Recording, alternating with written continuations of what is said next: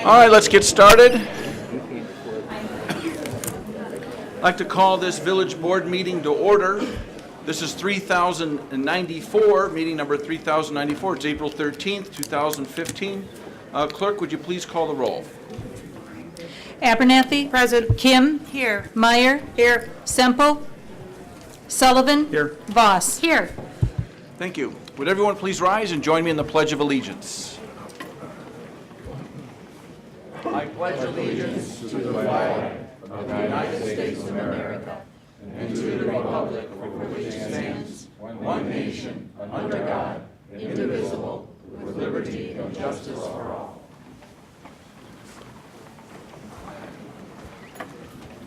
Welcome, everybody. It's great to see such a great crowd showing up for some very important issues we're here to discuss tonight. We have two more meetings with this particular board. Before we get going, we do have the three new trustees that were elected this last election. I'd like to introduce them and just point them out. Dakota Norton, he's back there raising his hand. Bill Rikas, where are you, Bill? He's right there. Kirsten Russell. Those will be the new trustees taking their seats next month. So we have this meeting, we have a next meeting on the 27th, and then we swear in the new board and away we go. First up is the approval of minutes. I need a motion to approve the minutes of the Board of Trustees regular meeting on March 9th, 2015. So moved. Second. Motion by Voss, second by Kim. Discussion? Clerk, please call the roll. Voss. Yes. Kim. Yes. Abernathy. Abstain. Meyer. Yes. Sullivan. Yes. Motion carries. Next, I need a motion to approve the minutes of the Board of Trustees regular meeting on March 23rd, 2015. So moved. Second. Motion by Voss, second by Kim. Discussion? Okay, clerk, please call the roll. Voss. Yes. Kim. Yes. Meyer. Yes. Abernathy. Yes. Sullivan. Yes. Motion carries. All right, that takes us to the part of the evening where we have public commentary. We're going to do this a few ways. I'd imagine there's a few people that want to make some public commentary. So let me get just a show of hands. There's a couple topics that I suspect are on the docket here for tonight. First, to talk about on the agenda under my report, the round or turnaround agenda. How many people would like to address the board in that regard? Okay, a number of them. 1, 2, 3, 4, 5. Okay, we're looking at 15 plus. 15 plus. Okay, how about the Bill's Pub sign? Anyone here that wants to address the board regarding the Bill's Pub sign? 1, 2, 3 or so. Okay? Great. Anyone here that want to address the board on other topics? Okay, there's one over there. Okay? I'll tell you what, let's go with, we're going to start with right here, and then we'll go to the 3 regarding Bill's Pub, and then we're going to come to the rounder turnaround agenda item. Okay, so let's come over here. You just give us your name and the address that you live at if you wish. Barbara Robbins, 1329 Spalding Drive in Mundelein for 27 years. Last week at the coffee with the mayor, I asked a question. After some discussion, it was suggested that I come and present that question to the full village board. This is what I said. In the most recent edition of the Mundelein Insider, it was reported that Mundelein ranked 42nd safest city in America by Neighborhood Scout. And it feels really good to know that I'm living in a community that cares so much about the safety and security of their residents.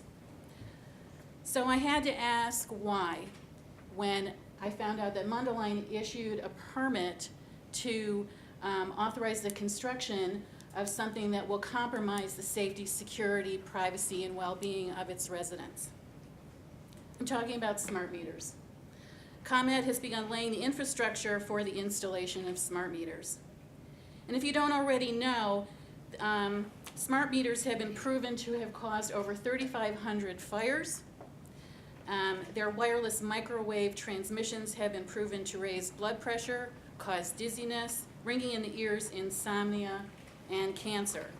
Smart meters collect data, even to where they can determine when you're at home, how many people are in the house, when you wake up, when you leave the house, And statistics also show that people's electric bill substantially increases after the installation of smart meters rather than decreasing. Excuse me, can you put the microphone, people in the back can't hear you. Testing. There you go. All right. Thank you. I happen to know this information because I'm a holistic healthcare practitioner. For 14 years, I've been working internationally and took an emotionally and physically injured athlete to her first Olympic gold medal in 7 weeks. I also know firsthand some of the detrimental effects from cell phone, Wi-Fi, and smart meters. I do not use Wi-Fi in my house, and I put a Faraday cage around my water meter because it was causing me terrible problems. During our coffee with the mayor, the discussion, it was pretty much determined that Mundelein doesn't have jurisdiction over ComEd. So I went home and called Ojai, California, which was the first city to have an official village ordinance banning smart meters. I wanted to see what's happened in the few years since they initiated that ordinance, and also if they had any suggestions on what we can do. I also canvassed my immediate neighborhood to find out what people around here know about smart meters. I came here tonight to briefly let you know this and to offer some suggestions on what Mundelein can do if you choose to continue being proactive about the safety, security, privacy, and well-being of the residents, business owners, and employees of Mundelein. First, Mundelein has the power to raise community awareness through articles in the Mundelein Insider. That way residents can make an informed decision about what they can do and what they should do. I really don't know very much about politics, but I'd like to think that you all have relationships with neighboring communities and their governments and can talk to them and help to inform them about the dangers of smart meters and what they can do as villages so we can bind together because we have to address this at the state level. Governor Quinn knocked down legislation for smart meters and other electrical grid improvements, but the General Assembly overturned his ruling, and that's why they're going in. I believe this happened because the majority of Illinois residents are truly uninformed about the dangers of smart meters.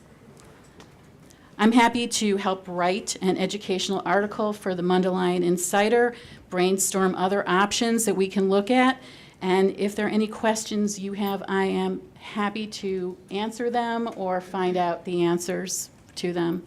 Thank you so much for letting me speak tonight. Thank you. Thank you very much.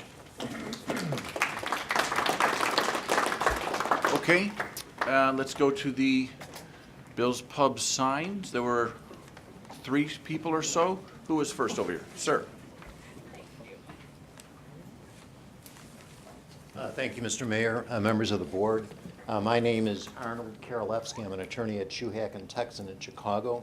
Represent Mary Ann Rouse, who is one of the owners of Bill's Pizza and Pub. Excuse me, could you just spell your last name Yes, for me it's so I get it? Karolewski.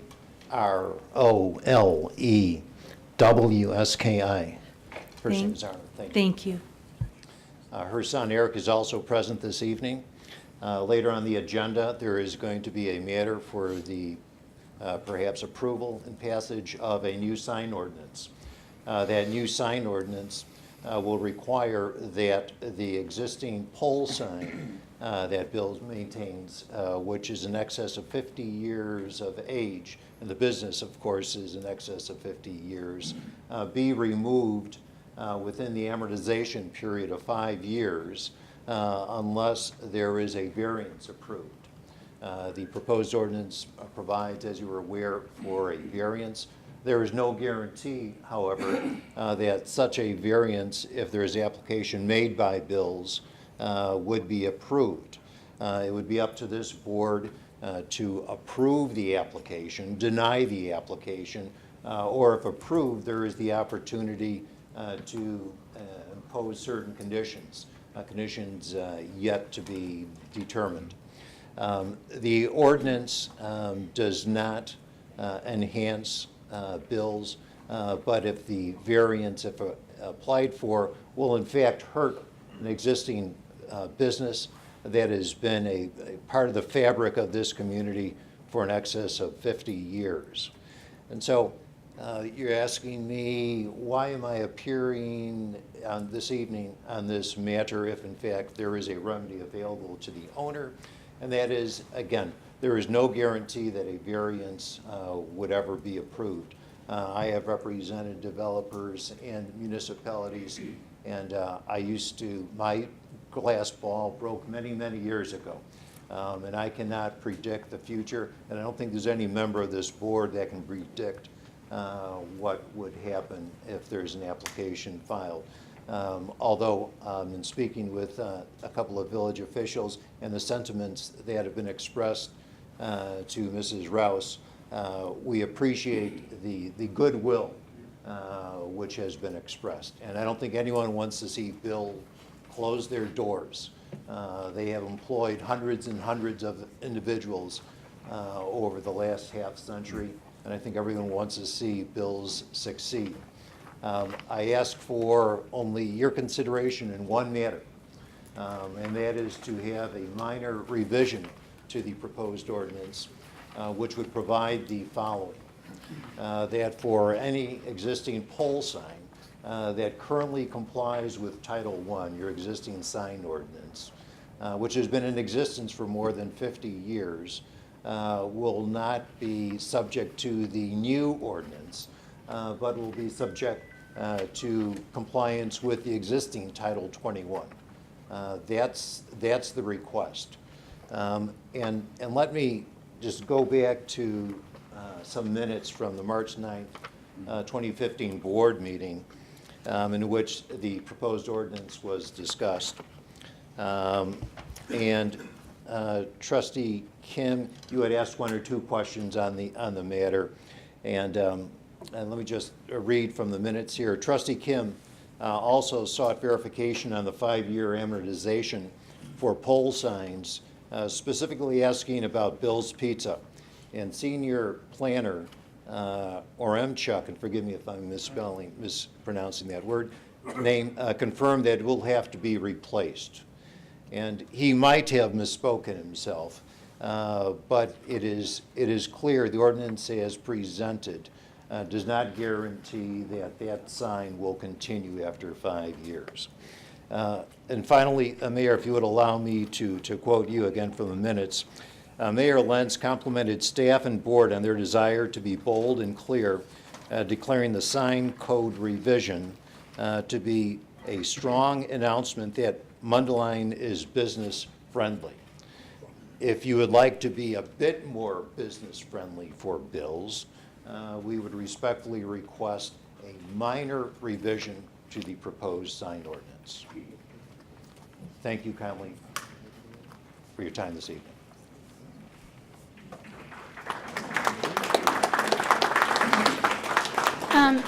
Trustee Voss is going to have a few comments before the other two come up, and she is the chair of the Community Development Committee here on the board, and she spearheaded a lot of The this. sign ordinance. So if we could just clarify what seems to be a misconception about Bill's sign as well as other pole signs. We're asking that the pole be taken down, not that the sign be taken down. The Bill's sign can stay there as long as it's supported by something else that would be conforming. It can be mounted on the side of Bill's Pizza. It's the pole that has to come down, not the sign. That's the first thing. The second thing is, we have been working on this sign ordinance for roughly a year and a half, maybe a year and 9 months. So I just want to read for you all a few dates so that you can understand there's some misconception, again, that this is somehow something new, something that hasn't been publicized, all of these things. So, Committee of the Whole, which is what our board is called when we're not in session, we had 5 Committee of the Whole meetings, August 12th, August 26th, August 12th of 2013, August 26th of 2013, September 23rd of 2013, October 14th of 2013, and August 25th of 2014. We discussed pole signs and other changes to the sign ordinance at all of these meetings. Additionally, there were 3 public meetings and presentations that were held. One was October 21st of 2014.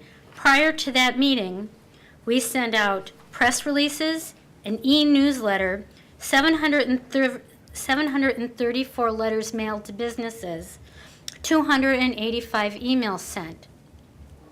Again, to let people know what was going on, what we were debating. November 13th of 2014, there was another meeting where businesses from Mundelein were invited, and it was hosted by the Mundelein Business Alliance. February 3rd of 2015, there was another meeting, again, with press releases, e-newsletter, 734 letters mailed, information distributed to MBA, Mundelein Business Alliance members, and 200 emails sent, 285. In addition, there was an online survey available from mid-October until December 1st of 2014 that 208 people viewed. None of it is new news. We've been trying to be very inclusive of the community and what we're trying to do so that we could avoid exactly what is going on. So again, let me just say, Bill's, that sign, if it's important to you, it can stay. What can't stay after 5 years is the pole. You have 5 years to figure out if you want to put in a monument sign, if you want to put on your building, and the village is issuing grants. We will help defray some of the cost because we are asking you to comply with something. We're trying to be very reasonable, and most of the businesses have said that they really do think that this new ordinance is business friendly because it clearly says, and there's no question anymore, how many pieces of information can be on a sign, how many signs you can have, to speed up the process. If you fall into this, it's this. If you fall into that category, it's that. There's pictures. It's very user-friendly. And the businesses have said that they all really appreciate it.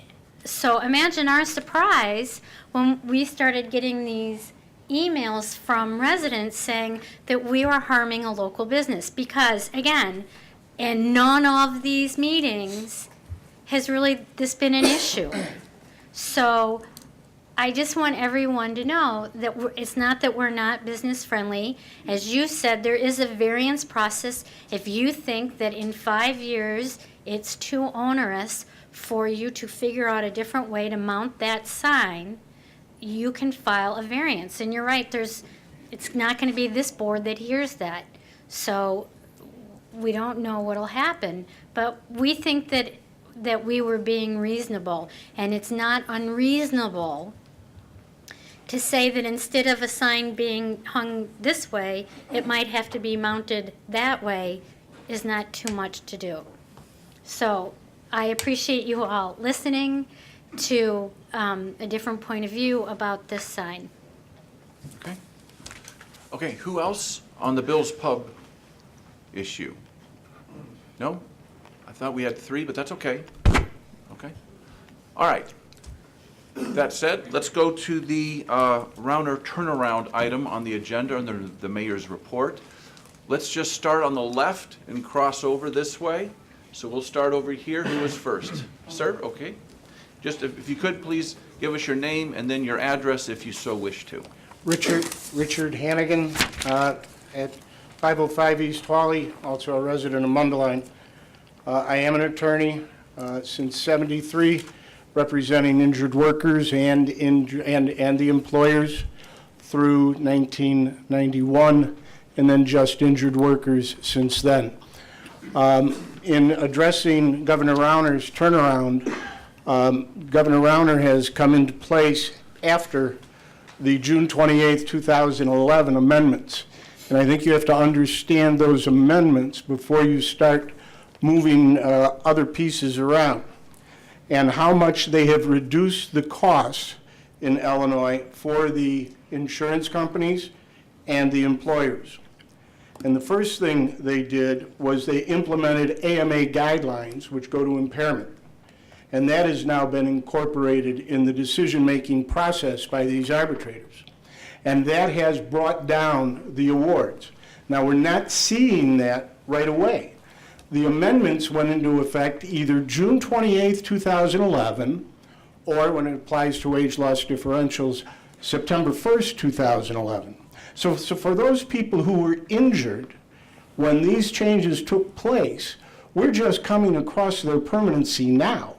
We're just beginning to appreciate the effects of that permanency. They limited the number of physicians that an employee can go to by bringing about the preferred provider program.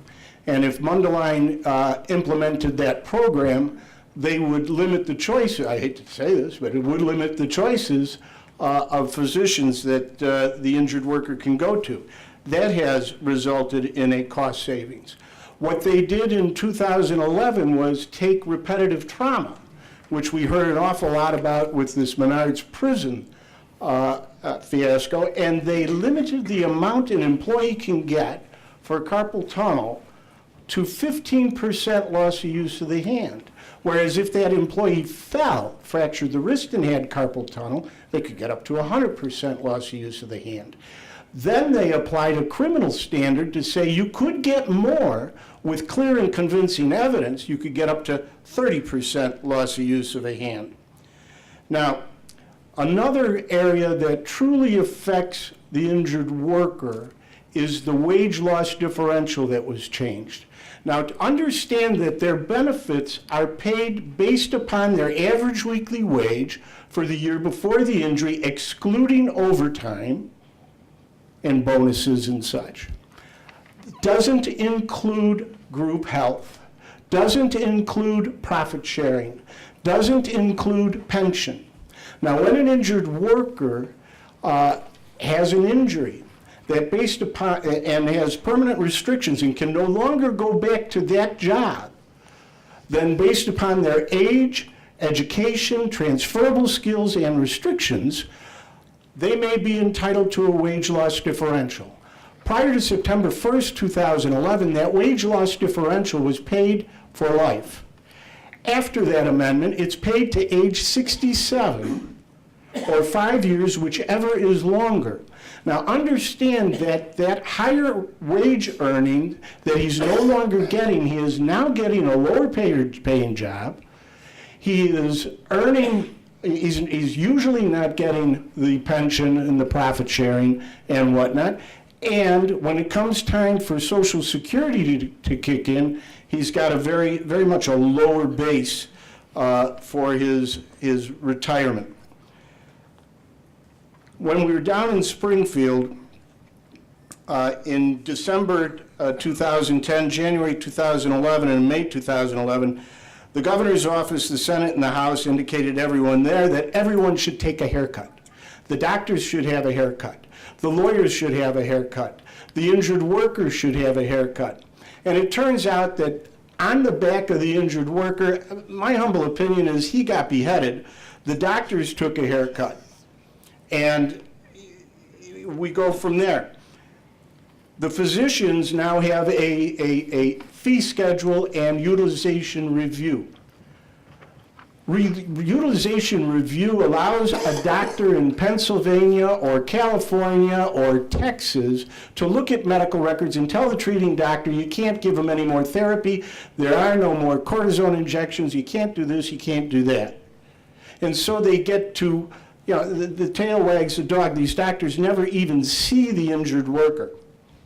And yet now they are saving money. These people aren't necessarily going back to work. Some of them are seeking treatment elsewhere. Intoxication is now a defense. If you get tested and you have an impaired, either alcohol or marijuana in your system, the presumption is that caused the accident. It doesn't arise out of the employment, and you're not entitled to compensation. Another thing that was implemented was we went from arbitrators who had autonomy. They were appointed and they were protected, basically civil service. In order to get off, you needed a supermajority of commissioners to kick you out. Now it's a 3-year political appointment. The governor makes the appointment with confirmation of the Senate. It's a 3-year gig. You got to be a lawyer. If you know who's governor and what the governor wants, and you want to be reappointed, either consciously or subconsciously, that's going to have an effect on the decision-making process. And that's where we're seeing lower awards. Maybe they're right, maybe they're wrong, but these people no longer have autonomy. Now, what the governor hasn't indicated is that Illinois in 2013 had the sharpest decrease in premium costs in the country. The 27% decrease. What the governor didn't mention is that in 2013, insurance companies were pulling in 18% in profits. What he didn't mention is that Illinois has about 400 workers' compensation insurance carriers writing business in the state of Illinois, and they are for profit.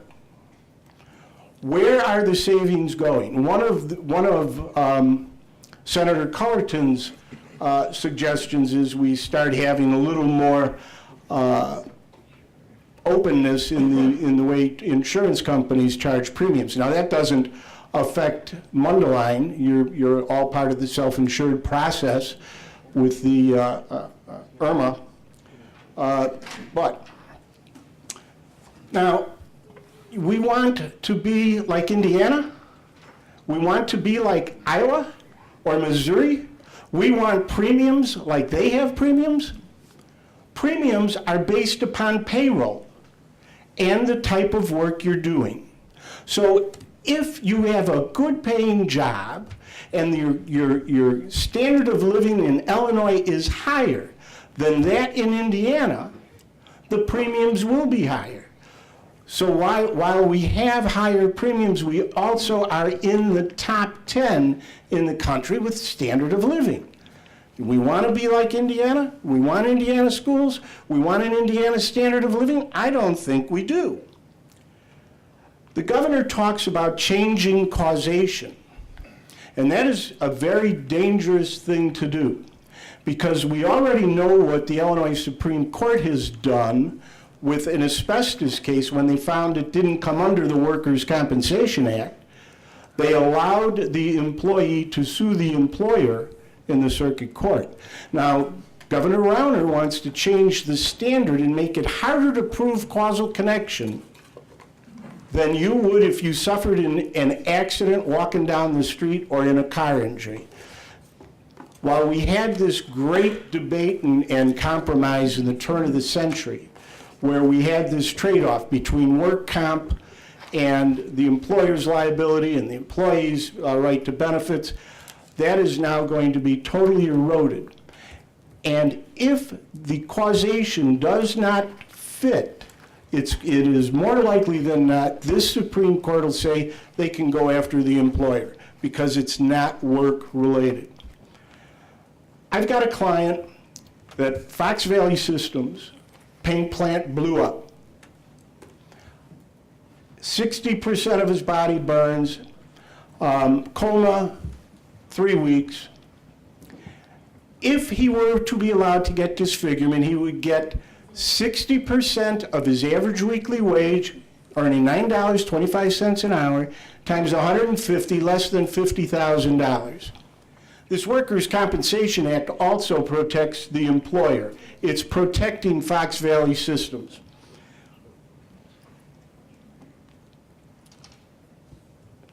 Someone asked Mao Zedong in the 50s. Excuse me, sir, how much longer do you think I'm you're just gonna about go? done. Thank you very much, okay. In the 50s, what he thought the effects of the French Revolution were. And he said it's too soon to tell. It's too soon to tell what the effects of the 2011 amendments were. And I would highly recommend that you leave it alone and not take this on the back of the injured worker. Thank you. Thank you. Okay, going from, okay, sir. Mr. Mayor, esteemed trustees, my name is Charles August, 27961 North Myrtle. I'm a lifelong resident of Wakanda, Illinois. I'd like to give you a little background on myself and my family. My mother raised 4 children. She worked 2 jobs. She was personnel director at Jewel T Foods and worked part-time at Carmel High School. I attended Transfiguration in Wakanda and also Carmel High School, and my sisters also. My children went to Carmel. I sat on the board ad hoc for a couple of the building additions at Carmel. I was also president of the building committee and architect committee for Transfiguration when we put a $4.5 million addition on there. I took karate right down the street for 5 years in Rogan's shopping center. And I was very fortunate to take the National Heavyweight Championship in '85. The reason I bring this up to you is what Governor Rauner, is proposing is not a turnaround, it's a turn your back. He's asking you to lead with your chin, and he's giving you misinformation, but he's got some catchy phrases on this. Right to work doesn't mean right to work. What he has in there as far as pulling the prevailing wage, we are a nation of laws. And when we are bound by those laws, we need to uphold the laws. No one is above the laws. Some people might think they are in Springfield, but they're not. We need to address that issue. The laws of the land are we have prevailing wage. We have the right to attend and join a union and be part of that. We need to keep that in place here. And I noticed on your letterhead, you changed your slogan, and I believe it's for live here and star here, correct? If you put this into place with Rauner turnaround, you might as well change it to live here and starve here. It will take out quite a bit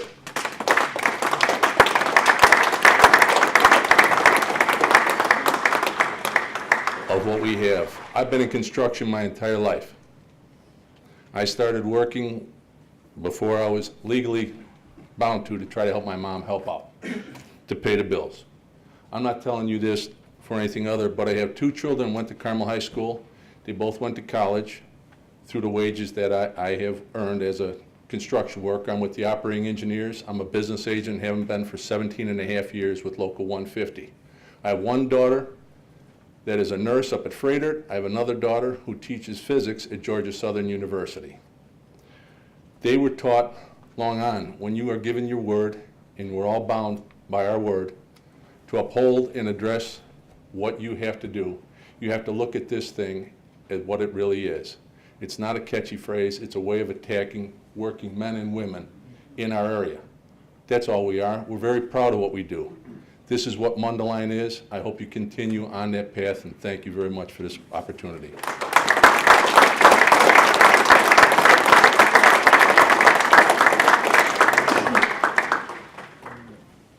Okay, next up, coming across. Sir?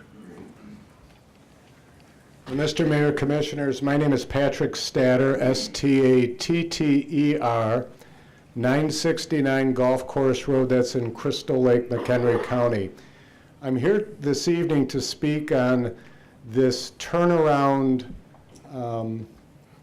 idea that the governor has put into place. It's not legal.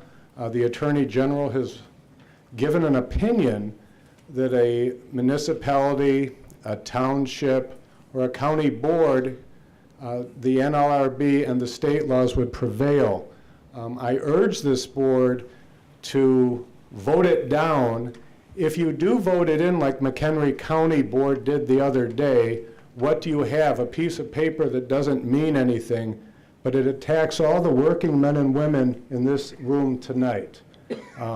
The teachers, the food and commercial workers, the skilled trades, the healthcare workers, our fire and police. It attacks all of us. I'm a proud union member since 1979. I got my start working at Jewel Food Stores. I haven't heard it called Jewel Tea in many years. I've heard it called a lot others and a few. This is anti-unionism at its best. We are better than Wisconsin. We can do better than Indiana, Michigan, Iowa, and I can go on.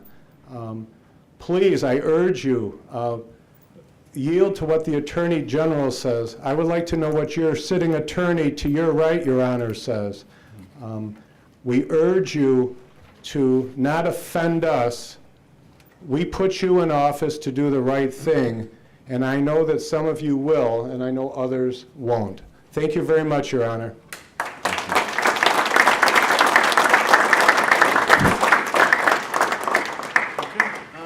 Sir, yeah, in the window there. There we go.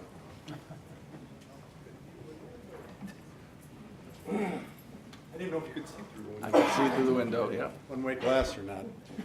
Good evening, Mr. Mayor, village trustees. My name is Bob Paddock. I'm dressed in blue jeans and a sweater, work boots. I'm a construction worker. Like a lot of the people in the room here today. We are construction workers, we're teachers, we're service employees, we're plumbers.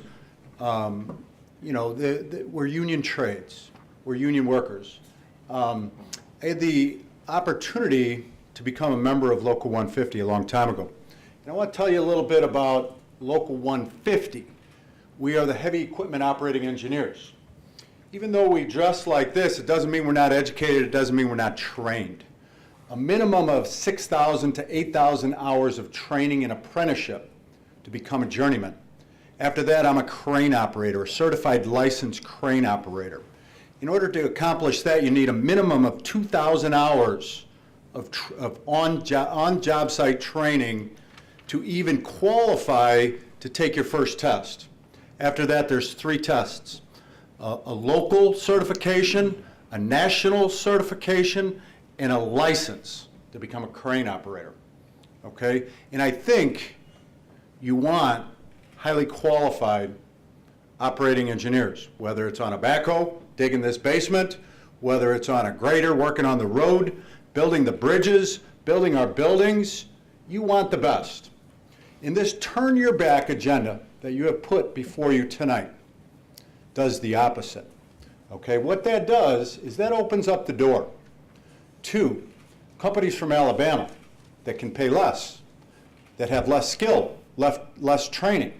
And it turns your back on the people that live here, work here, spend their money here, and pay taxes here.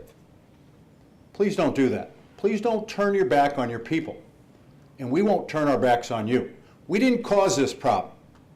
We didn't create this situation. We are not millionaires. None of the people in this room are millionaires, not even billionaires, okay? The guy from Winnetka that asked you to put this on the agenda, he's a billionaire, okay? He's not gonna get hurt by it, he's gonna profit from it. This turn your back agenda asks you, and you can't pick or choose, you know that, right? You can't say, I like this, I don't like that. It's an all or nothing deal. It's a little far-reaching. It says you cannot bargain over wages if you choose. Can't bargain over benefits if you choose. You must repeal the Prevailing Wage Act and Workman's Comp, which we've already heard about. We can't afford it. The average hours for operating engineers in my union last year gave us the best year we've ever had, and we're proud of that. We earned on average $56,000. We're not the problem.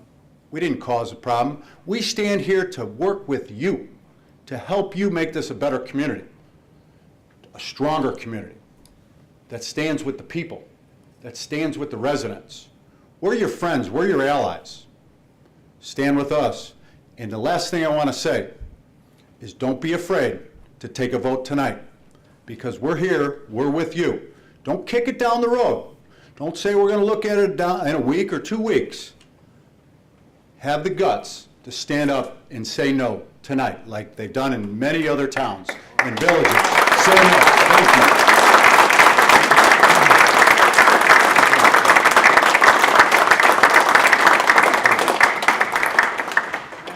you. We'll continue through the window. There's 3 more right through there, if we could. There we go.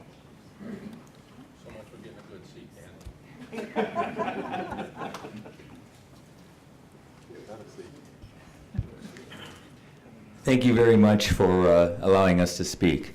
My name is Dean Petros. I am a resident of nearby Hawthorne Woods, 29 Championship Parkway, Hawthorne Woods, Illinois. I am a 16-year veteran teacher of Mundelein High School, and I am the president of the Mundelein High School Education Association.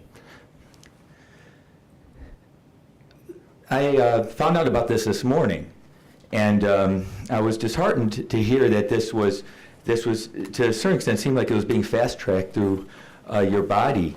When we said the pledge earlier in this meeting, I noticed how I pledge allegiance to the flag.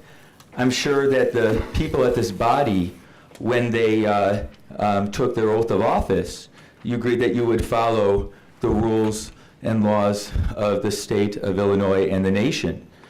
This quote-unquote turnaround agenda is illegal. It's currently illegal to support the policies that are on this agenda. Let me remind you of that. This is an illegal action. Another thing is that, and I can say this as an economics teacher, a history teacher, and a psychology teacher, that I think that this is un-American. This is an un-American agenda. I've dedicated 16 years of my life, and like the other people here that are highly trained, I am highly trained as well. At the age of 23, I had 2 degrees from the University of Illinois and a degree from Northwestern University by the age of 23. I dedicated 16 years of my life to this community, and I want Mundelein to succeed. And my children will go to Mundelein High School. And I've had some of your sons and daughters that are on this panel. And I think I did all right by them. And so do we at Mundelein High School. We work very hard. We are very skilled, and we try our best to do what's right for this community with the resources that we are given. But when we talk about Mundelein, we want Mundelein to improve. I drive through town, I see, some of the stores aren't filled up. I mean, I don't like that Dominic's is gone, etc. I get that. But the fact of the matter is that what this un-American agenda will do is increase income inequality. We should be passing an agenda that will actually build up Mundelein, build it all for everybody. That's the American dream. Do we give up on the American dream? Seriously? For the 1%? There are 1%ers in this county, not too many within our district boundaries or within the village boundaries, however. We need to do what's best for our community, for our kids.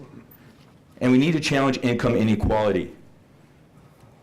The right to work for less states like Mississippi. I'm sorry, I don't aspire to be like Mississippi. I don't aspire to be like South Carolina and Alabama and Louisiana and Arkansas. We're better than that. My economics classes, I had numerous lessons where I would criticize Springfield. I pray I don't have to criticize this body in future lessons. The fact of the matter is that it encourages income inequality. And it's not good for the taxpayer. It will hurt people, or people are already hurting. It will hurt people more, and we'll have to rely on public funds more, which will hurt all of us. And as a taxpayer, I don't want that to happen. Another reason why I think it's un-American is that it encourages freeloading. People have a right to join a union. If they do not want to join a union, they can be a fee payer, fair share member. They don't have to pay the full price that goes to political candidates and such, but they do have to pay the fees that basically allow us as a union to run, so we could bargain contracts, determine the terms and conditions of employment, determine job qualifications, job descriptions, to be able to give due process to our membership. That costs money. When I fly down to Atlanta, when I fly over to Colorado, when I fly down to Florida, dealing with national issues in education. Everything from Race to the Top, No Child Left Behind, Common Core, or when I go downstate to Springfield, to make sure that the people in Springfield do what's best for not only the kids of Mundelein, but also the teachers of Mundelein. Because the teachers' working conditions are your children's learning conditions. The fact of the matter is that if people have the right to not pay their fair share, they are freeloading. I still have to spend a lot of money, and the people who would continue to be part of the union and pay their fair share would have to spend money defending the people who do not pay. That's un-American. They get the services of the union, even if they're not part of the union, but they don't have to pay? That's just not right. Please make a good decision here. I know it's not binding, but we don't need Mundelein to be a test case. We don't need Mundelein to try to be the Mississippi of Illinois. We don't need that. We really don't. I want this community to thrive, and we could do it for all the people in this room, not just for a few. Thank you very much.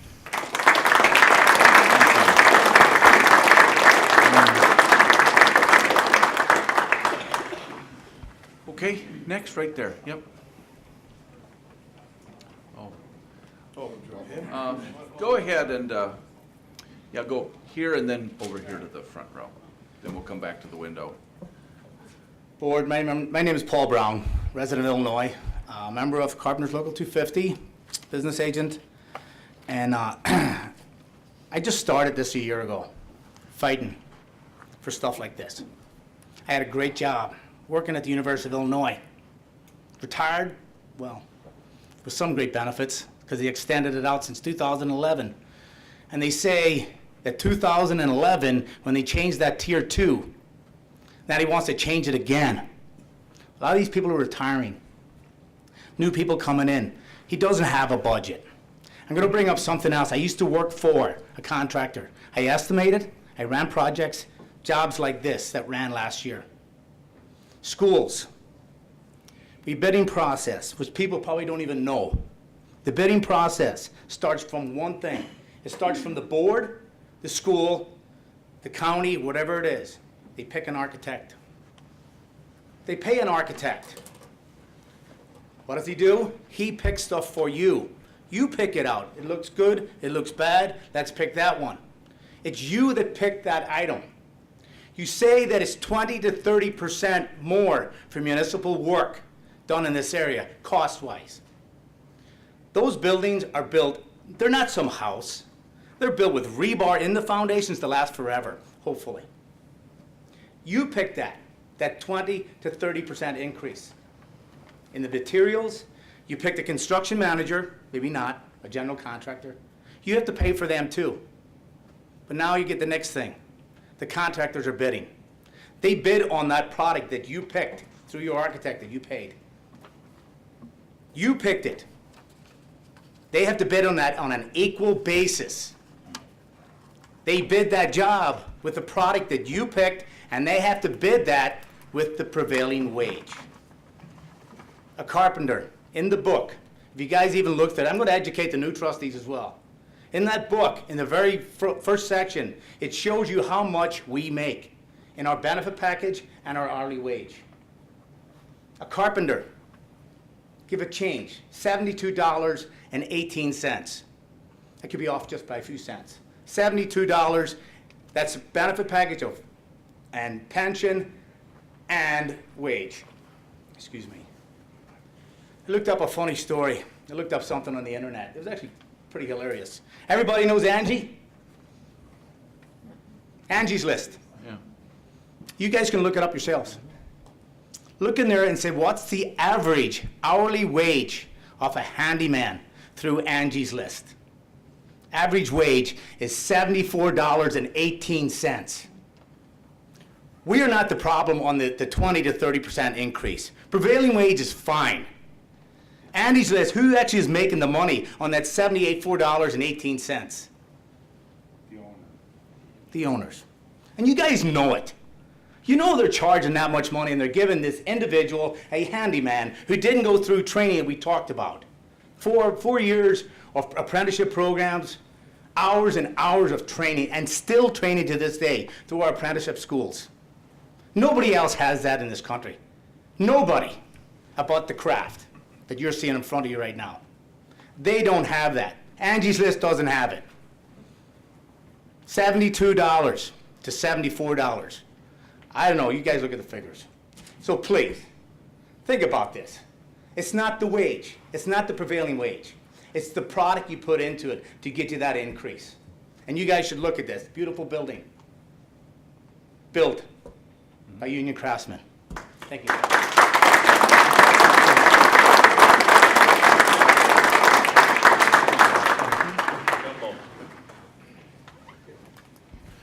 Good evening. My name is Zach Gillengerton. I am at 40765 Prairie Avenue in Antioch, Illinois. I'm sorry, could you please spell your last name? Gillengerten. I'm currently an apprentice in Local 150 Operating Engineers. Before that, I have ties with the Teachers Union. I taught in Waukegan for 1 year. My father is a lifelong union man. My sisters are both in the Teachers Unions. To say that union runs deep in my family is an understatement. When I was about 18 years old, because of the union, I was able to continue to live. I got very sick with Lyme's disease, meningitis, and encephalitis, but because we have such a great benefit package that is provided to us for our bargaining wages, I was able to pull through, and my family did not end up out on the streets because of the bills that I racked up in the hospital for a stay over a month and a half long. Today I did some research and compared Illinois to other states that are also right-to-work states. Indiana has a per capita personal income of $39,000. Illinois' per capita income is $46,000. Indiana's per capita income continues to drop steadily. I have all this information in my hand that I got from the Bureau of Economics Analysis by the U.S. Department, as well as their wages dropping.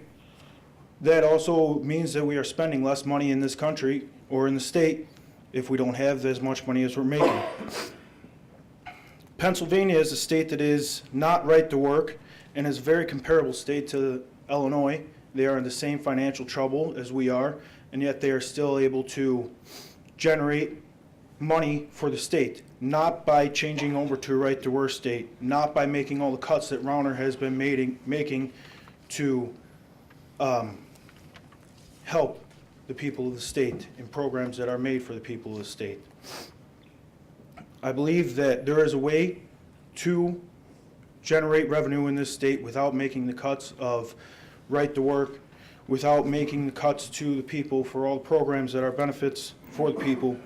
And Pennsylvania is a state that shows that. We already know that right to work doesn't work. Look at Michigan, look at Indiana, look at Iowa. Wisconsin is following right behind them. All the facts are right here. So why do we need to make another test out of Illinois? We don't want to be another test. It's already proven. Thank you.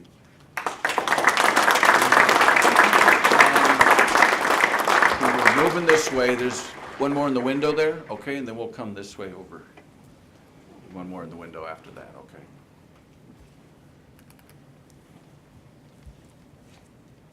okay. Good evening. My name is Joseph Bitto, B-I-T-T-O. I am a 10-year resident of Mundelein, a 15-year member of the United Brotherhood of Carpenters, a Carmel High School graduate, a husband, a father, and a voter. The union wage I earn allows me to pay my mortgage in Mundelein, allows me to pay my taxes in Mundelein. It allows me to support businesses in Mundelein, which I do. Adopting Governor Rauner's turnaround plan will not only affect my household income, it will be detrimental to all working people in our village. Please, to be very brief, board, vote the turnaround down. Thank you.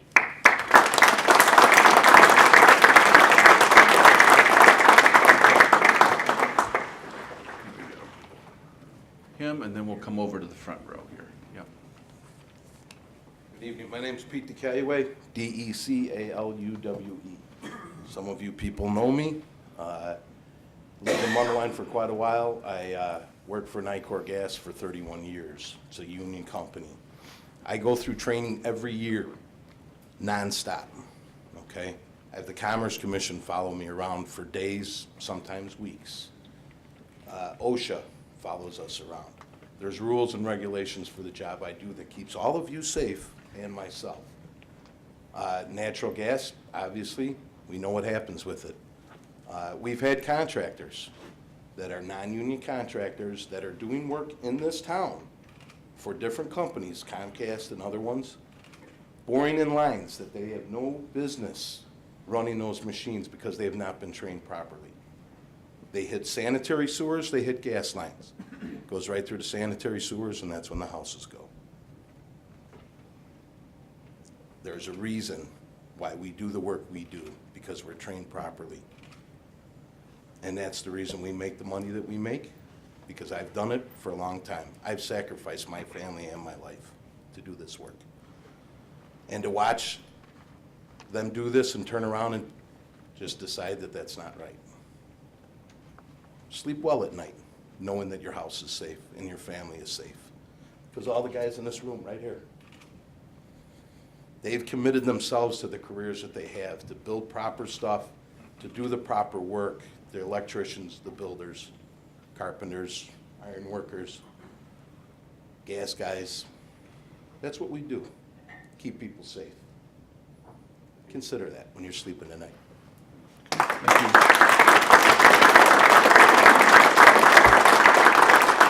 We'll come over, right, sir in the blue, yep.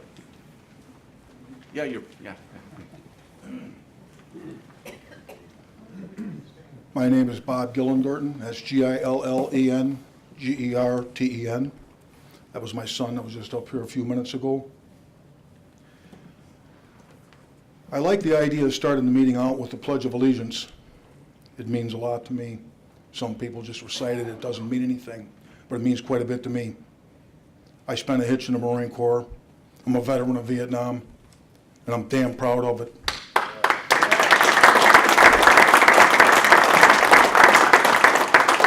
You take a look at the pledge and look at the last words, truth and justice. Let's be truthful here, and let's be just. Justice Department, sitting over there, what is it? Police, judges. The judges have ruled what Mr. Rauner wants to do is illegal. Why would you consider the thought of even putting this on the agenda and discussing breaking the law? Why would you do that? Why don't you wait until something comes a little farther along and you get a definitive answer, it's not going to fly, and then tell them, well, we're not going to be dumb enough to put it on the docket? Why are you anticipating and salivating over breaking the law? You have to be, because if you weren't, you wouldn't have it on the docket. You would wait until it was clear that it's not going to work. Are you getting strong-armed into it? Is he holding you hostage and saying he's not going to give you whatever if you don't follow what he's telling you to do? You know, the whole thing is ridiculous because what you want to do is you want to take the money away from the working man. I, too, am a member of Local 150. I'm retired now, but I got to tell you, during the time I worked my ass off, and there's no doubt about it. I have 4 kids. The youngest one is my son here. He's a college graduate. The next one down from my son is my daughter. She too is a college graduate. She's a 9-year teacher in the Waukegan school system. If I didn't have enough money, I couldn't send all 4 kids to college. She wouldn't be teaching over in Waukegan because I couldn't pay for her college. My next daughter down is also a school teacher, and she's a teacher for the severe and profound, the kids that have big issues, and that's what she does. And if she didn't have the money to pay for the college tuition, which came from me, she never would have done that. And you'd be short another person. My oldest daughter decided she wanted to get in the medical field. She's an acupuncturist. Once again, without the money, it never would have happened. If you think you're going to take the money away from the working man, you better think long and hard, because you're going to be taking a lot more than the money. You're going to be taking away generations of children that can turn into productive members of society to appease some clown in Springfield that has more money than he could burn if he started today and dozed it in piles with machinery from outside.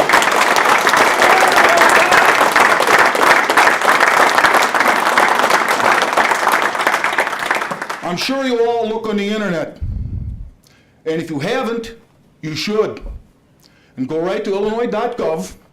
The whole plan is laid out there. It's him talking. And he says right there, what I want to do is illegal. What more evidence do you need? He's admitting he wants to commit a crime. You, get the handcuffs and lock him up. And if you want to vote for his actions, the same things he wants to do, you are criminals just like him. The same criminals that he thinks he's going to go after in the justice system, and he says are running all of our Senate and Congress. He calls them criminals, and what do you think he's doing? Not only is he a criminal, he stands there and says, yeah, I am, come get me. Think about what you're doing. Read. You can learn a lot if you read. I'm sure you all know how. Thank you.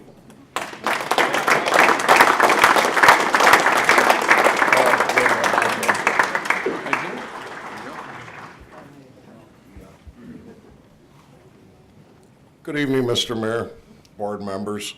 My name is Dan Schrader, S-C-H-R-A-D-E-R. I do not live in Lake County. I do work in Lake County.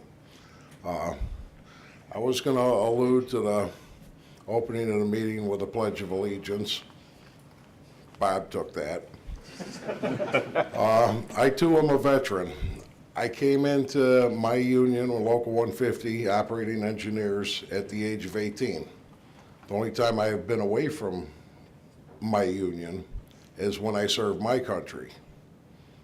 I took time off, served my country, got out of service when I was honorably discharged and came back to the union. I don't think this right-to-work zone, or right-to-work zones or law is any good. I think what we need to concentrate on is right-to-earn zones. The employers, businessmen, companies have the right to earn whatever they want. Why should we not have the right to earn whatever we can to take care of our children, to send our kids to school so they can have a better life?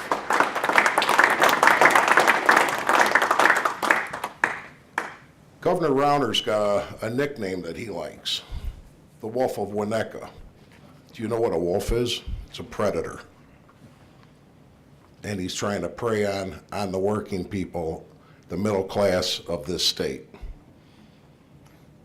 He doesn't care about us. He cares about himself. What's one of the first things he does when he gets in office? He sweeps budget away from counties, cities, townships, whatever. Then what's the next thing he does? He comes around and tells you guys, I want this. Woodstock Sentinel had a reporter in a meeting that wrote an article in their paper the other day. He met with the county board over there. Day before they were to vote on it. Vote on it, I'll make sure you get $1 million too. We'll put that in your coffers for you. That sounds like ransom. Sounds like he's holding the townships, the counties, the cities. He's holding them ransom. Do what I want and we'll help your budget. Don't do what I want and that money I took, I'm keeping. Right to work. Interesting theory. Started in about 1942 in bigoted, racist Alabama by a man named Vance Muse, M-U-S-E. You can all look this up. Look up right to work, Vance Muse. He was opposed to unions. And the reason he was opposed to unions is he didn't think he should ever have to belong to any organization that would imply that he would have to call a black man his brother. Right to work is still alive and well, except for it's not the people of America that are pushing it. It's not the citizens of America that's pushing it. it's government, it's big business. We do have a voice. We are your friends, your neighbors, your brothers, your sisters, your mothers, your fathers, your sons, your daughters. We are voters. We are veterans. We are America. And I would humbly beg of you, although this isn't a legal thing, don't hurt us. A young man right there, right to work, you just took his entire future away from him. Now he's got to go do something else. Short story about myself. I'm one of those crane operators that was alluded to earlier. And every day I go to work at the Zion nuclear plant, where I go into a contaminated radiation contamination building, and I climb in the crane, and I sit over the reactor, and I go in the fuel room, and I deal with the live fuel.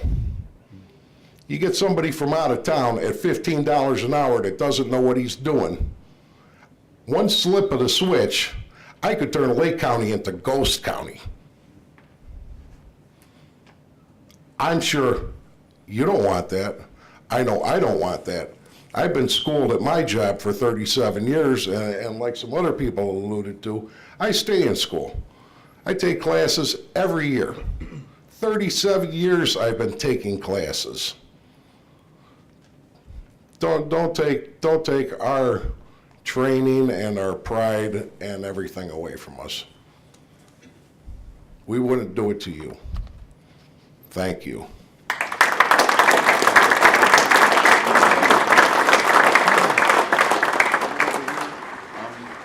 Here than there. Yes, yes, sir.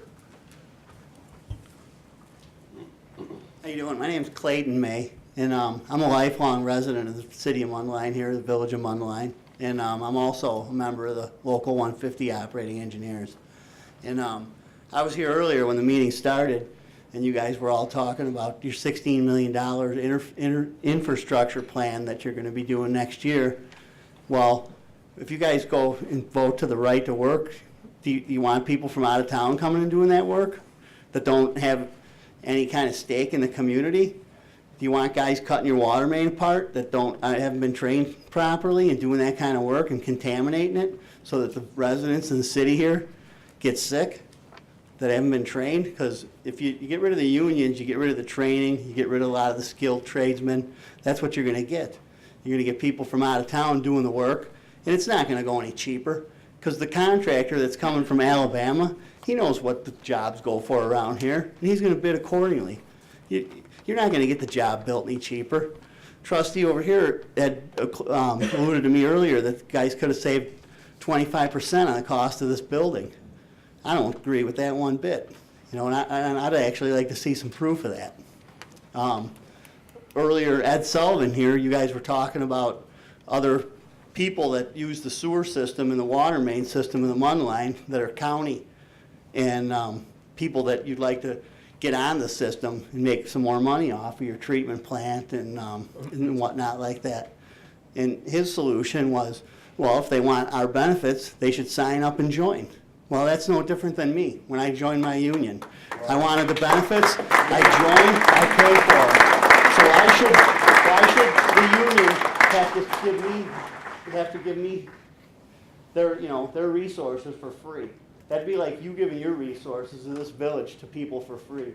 That'd be like me going and saying, I don't want the portion of my taxes that goes to the village of Mundelein taken out anymore, and I don't want you people getting it, okay? Because I don't feel you're providing me a service.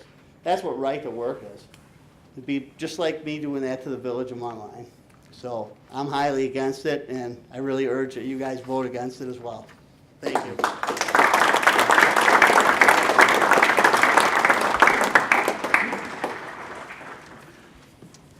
Mr. Mayor, village trustees, my name is Jim Walls at 4159 North Brown Circle in Gurnee, Illinois. Walls, W-A-L-Z, in case you want to know. While I'm not or ever have been a member of the union, I'm a strong supporter of unions. Unions help establish the floor for wages. Unions built the middle class. Wages create demand, and demand creates jobs. When you put money in the pockets of people who spend it, we are the job creators. A reduction in wages results in reduction of demand. A reduction in demand results in reduction of jobs. A reduction in jobs starves local and state coffers of much-needed revenue. A reduction in revenue results in a reduction of social services. Quite a vicious trend. The 12 states that have the highest income level in the United States do not have right to work for less legislation. 8 of the 12 states with the lowest income levels have right to work for less legislation. Increasing wages reduces the size of government. Some corporations, their business model is to pay the people so little that they have to depend on food stamps and Medicaid to get through life. Over the last 30 years in the United States, public and private union participation has gone from over 30% to now under 10%. With that, household incomes have remained flat, adjusted for inflation. When at one time a family of 4 could live on one single income and live the American dream, home ownership, vacations, affordable higher education for children, now a family needs 2 incomes just to get by. It seems to me that the type of policies that should be advocated for are the ones that increase wages, not policies to reduce them. Right to work for legislation is yet another attack on an already reeling middle and working class. Thank you for your time.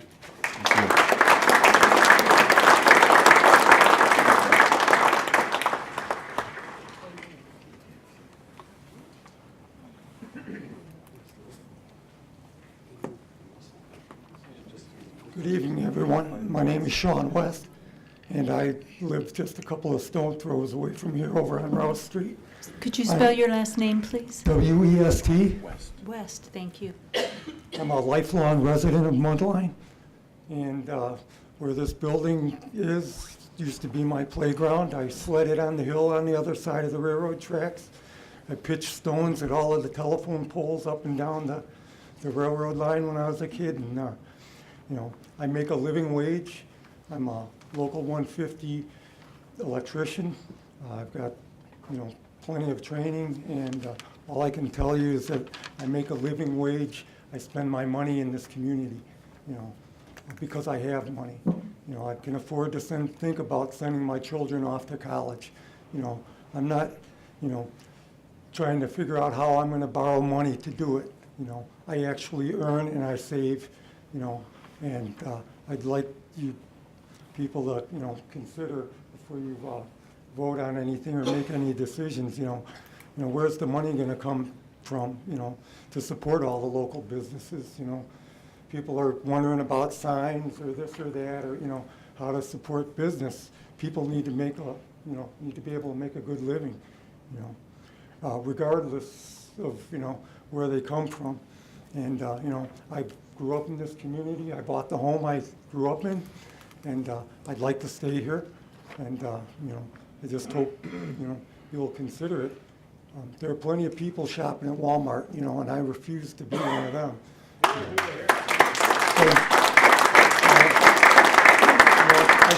I do all my business at the local hardware stores, I shop at the local grocery stores. You're not going to find me milling around at the mall, If we had more bookshops in Mundelein, I'd buy all my books in Mundelein too. But, I just want you to know that, the skids get greased because, we can grease them. But, I remember when I was a kid, they built the Lions Field on the other side of the railroad tracks. Good union guys, union operators, volunteered their time and got the equipment over there and built the ball field for the kids. I don't know where the money came from the newer facilities, but good union guys, World War II vets did all of that work, and I remember that. And they told me never to forget the money that helped me come up. And I tell that to my oldest. She's graduated from the University of Illinois as an architect. Tell her, don't forget, how your degree was paid for. Don't forget the little guy. You got into a program that 80% of the student population at the U of I couldn't have qualified for. But that money came from somewhere, and it came from good organized labor. And That's about all I really have to say. I'd like to keep spending my money around here. Good night.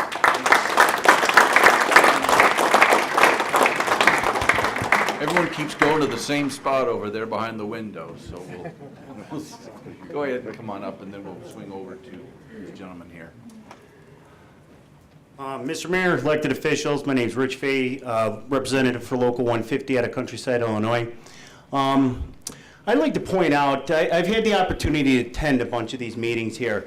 And again, I see the passion in the people that are here and what they have to say and what they have to say to you as the elected officials that they put into place here. But one thing I haven't seen is one person come up here in support of Ronner's resolution. I've not seen one person come up to the mic and say, this is why I support it, or bring it to you guys at this table here. Again, this is the reason that we're here, because we're passionate, we care about what we do. Ronner's resolution is not here for the working people. Again, I can make the statements that everybody else has said here, but I do want to point out the fact that, again, all these agenda meetings that I've gone to, not one person has come to the table and pushed for the agenda. These people are the elected people, or the people who elected you into these positions here, so we're asking you to listen to them, to tell you what they're thinking here, and again, make that vote. I know that one gentleman came up here earlier tonight and asked you to make this vote tonight. Don't push it down the line. Listen to what the people in the room are saying, and let's move forward. Thank you.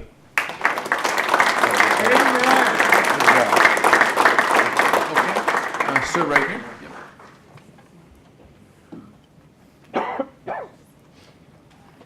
Good evening. My name's Stan Dulkowski, D-U-L-K-O-S-K-I. I'm a member of Local 150 for 37 years. Saturday, I'm going to take a test to prove that I know how to do my job still. Only got a couple of years left. I'm going to retire. Hopefully I retire with a nice pension. I was on my way home from Woodstock the other day, and I called my son. He's a teacher. He's not a union teacher. He teaches in Arizona. He's a first-year teacher out there. He goes, Dad, whatever you do, you got to stop that. It really sucks out here. It's really bad. He took it because it's the only job he could get right out of college. Hopefully, he'll be able to move along, get his master's, and come back here and make a decent wage. He's constantly fighting for his job, the funding to keep his program going. He's been written up in the paper a couple of times because he's doing such a great job as a band director in Cottonwood, Arizona, in a school that had no band program up until now. They're winning competitions. I sent all three of my kids to private school. When I was coming up as a kid, everybody's mom was home. When my kids were coming up, that wasn't the case. My wife was the only one at home. Everybody else's wife was working. I sure hope that when my son gets married, that his wife can stay home with his kids. Thank you.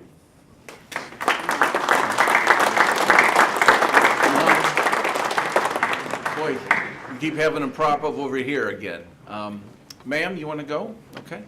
We'll get to everybody. I'm sorry. Get to everybody. I was planning on coming even before this, so I have something else to say in addition to this. My name is Mary Maylard. I live at 233 Bryce in Mundelein. Been a lifelong Mundelein resident. I'm not a union member, but I am definitely for all these people here. They have the right idea, and I totally support them. Mundelein has always been a middle-class community, and for anybody who doesn't know the history of unions, the unions are the reason that we no longer have just an upper class and a lower class. They are the reason for the middle class. And I want everybody to remember that. Okay, that's it for that. The other thing I wanted to say is the other day I had a big tree fall down on my front lawn.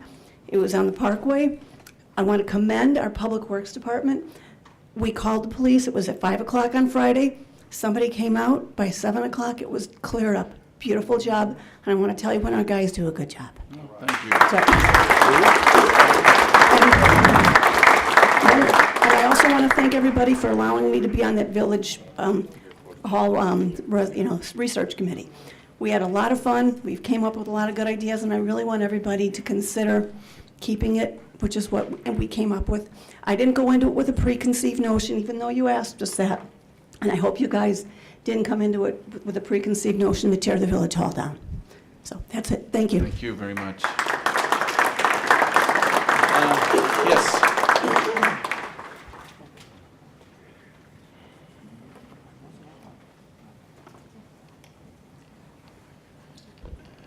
Mr. Mayor, trustees, my name is Matt Lowry, Lowry. I live at 1670 Valencia Way up in Fields of Ambria. I'm a new Mundelein resident. I've been here for only 2 years, but I'm not new to the area. I've lived in Lake County for the last 18 years, and I'm a teacher. I'm a teacher at Lake Forest High School. I teach physics there. I also teach physics at the College of Lake County. And I'm also the past president a few years ago of the Lake Forest Education Association. So many people have come up here and said this much more said many things much more eloquently than I could have. So I'm going to try to emphasize something that I think is also very important. That's different. One of the things that I like so much about local politics, municipal politics, is that it's nonpartisan. It's a wonderful thing because, you know, we can all look on television and we get all the crap about the Republicans versus the Democrats and us versus them. And it really tears at the fabric of who we are as a people and as a society. It's horrendous the way that we treat each other when we slap labels on one another that way. So why do we want to bring that here at home where we live? Why do we want to bring a blatantly partisan agenda into our local community and risk a whole bunch of acrimony for what? For a resolution that means nothing? For something that's going to upset all of the people in this room? Why do you want to do that? This, as many people have pointed out, is a blatantly illegal move. It is something that the state legislature and the governor need to work out. Don't let them, or don't let him, put this on you. It isn't your job to fight his partisan fight. It's your job to represent me and the other voters in this community. Thank you very much for your time. I appreciate it.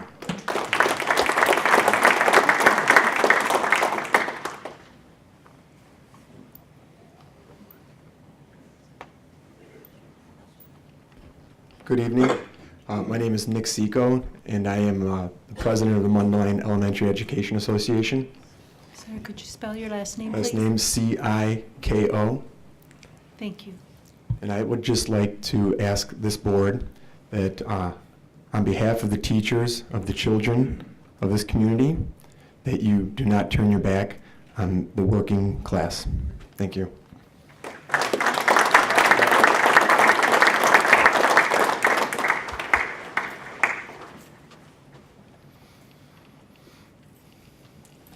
Good evening. Donald J. Carlson. I represent the International Brotherhood of Electrical Workers located here in Lake County, Illinois. 971 members, of which 46 members live here in your community. I have two different facets that I hopefully you understand. That the Metropolitan Mayor's Caucus has indicated that only one municipality has adopted the resolution, and the caucus is recommending that no action be taken until such time as more information and detail about the state of Illinois' 2016 budget becomes available. That's the caucus. What I am unaware of, do you belong to this caucus? This caucus is comprised of 273 municipalities in the Chicagoland area. I repeat, 273. Only one has adopted it. Not a very good ratio, is it? Are you going to add to that ratio, or are you going to have the courage not to adopt? I hope it's the latter, the courage. I'm a resident of Lake Geneva, Illinois. Up till 2006, I lived in Lake County for all of my life. Why didn't the Chambers of Commerce in Wisconsin support Governor Walker's right-to-work legislation? I ask you that simple question. Does anybody have an answer? Because they knew that people earning a living wage support their businesses. Are you going to have the courage to support your Chamber of Commerce's so we, the wage earners, can support you? Even Walmart uses unions here in this county. I have 971 members. They all work in this county. Walmart uses unions. Geez, I wonder why. Best trained, on time, under budget, and you want to cut our wages? You want to do this to us? Shame on you.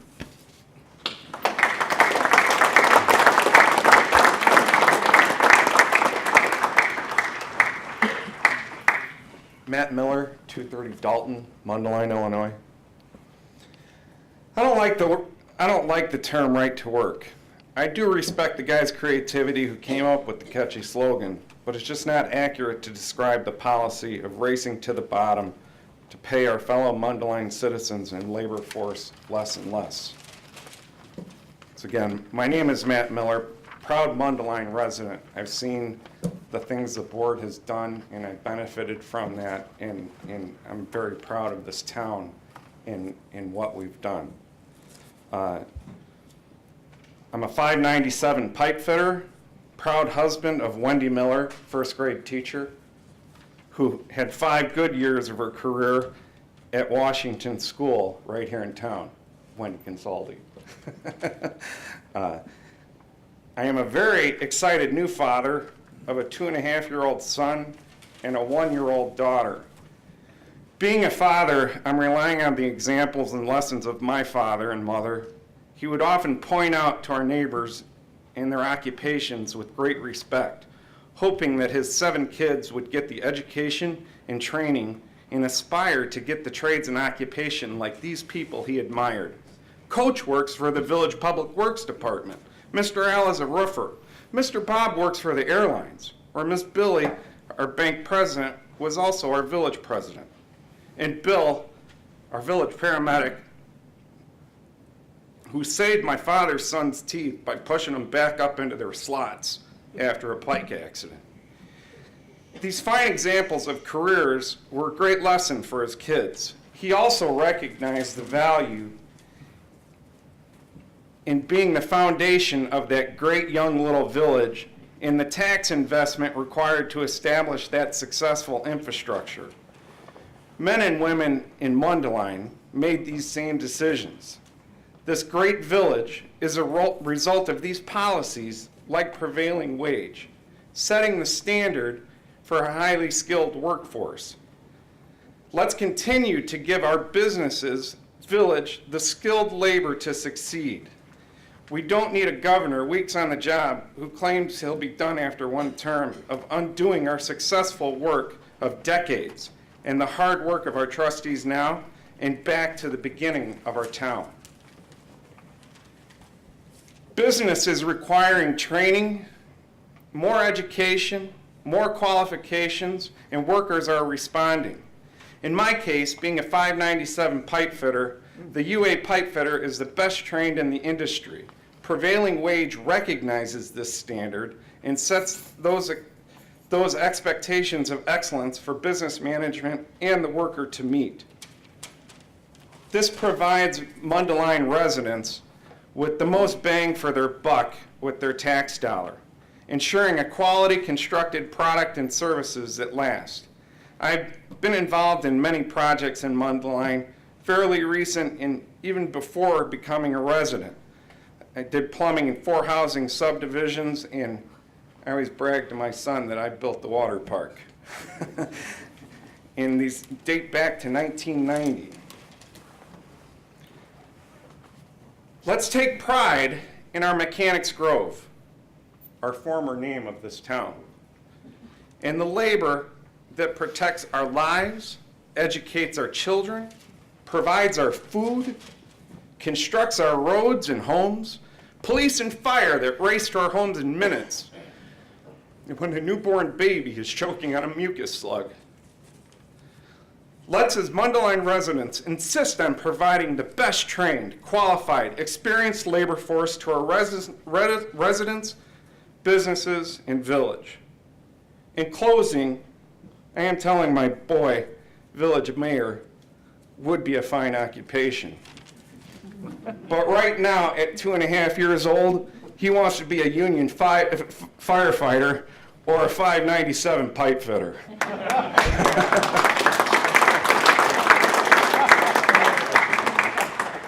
This is really cool that a welder can have an opportunity to have a voice in his village. Thank you very much, and go Mustangs.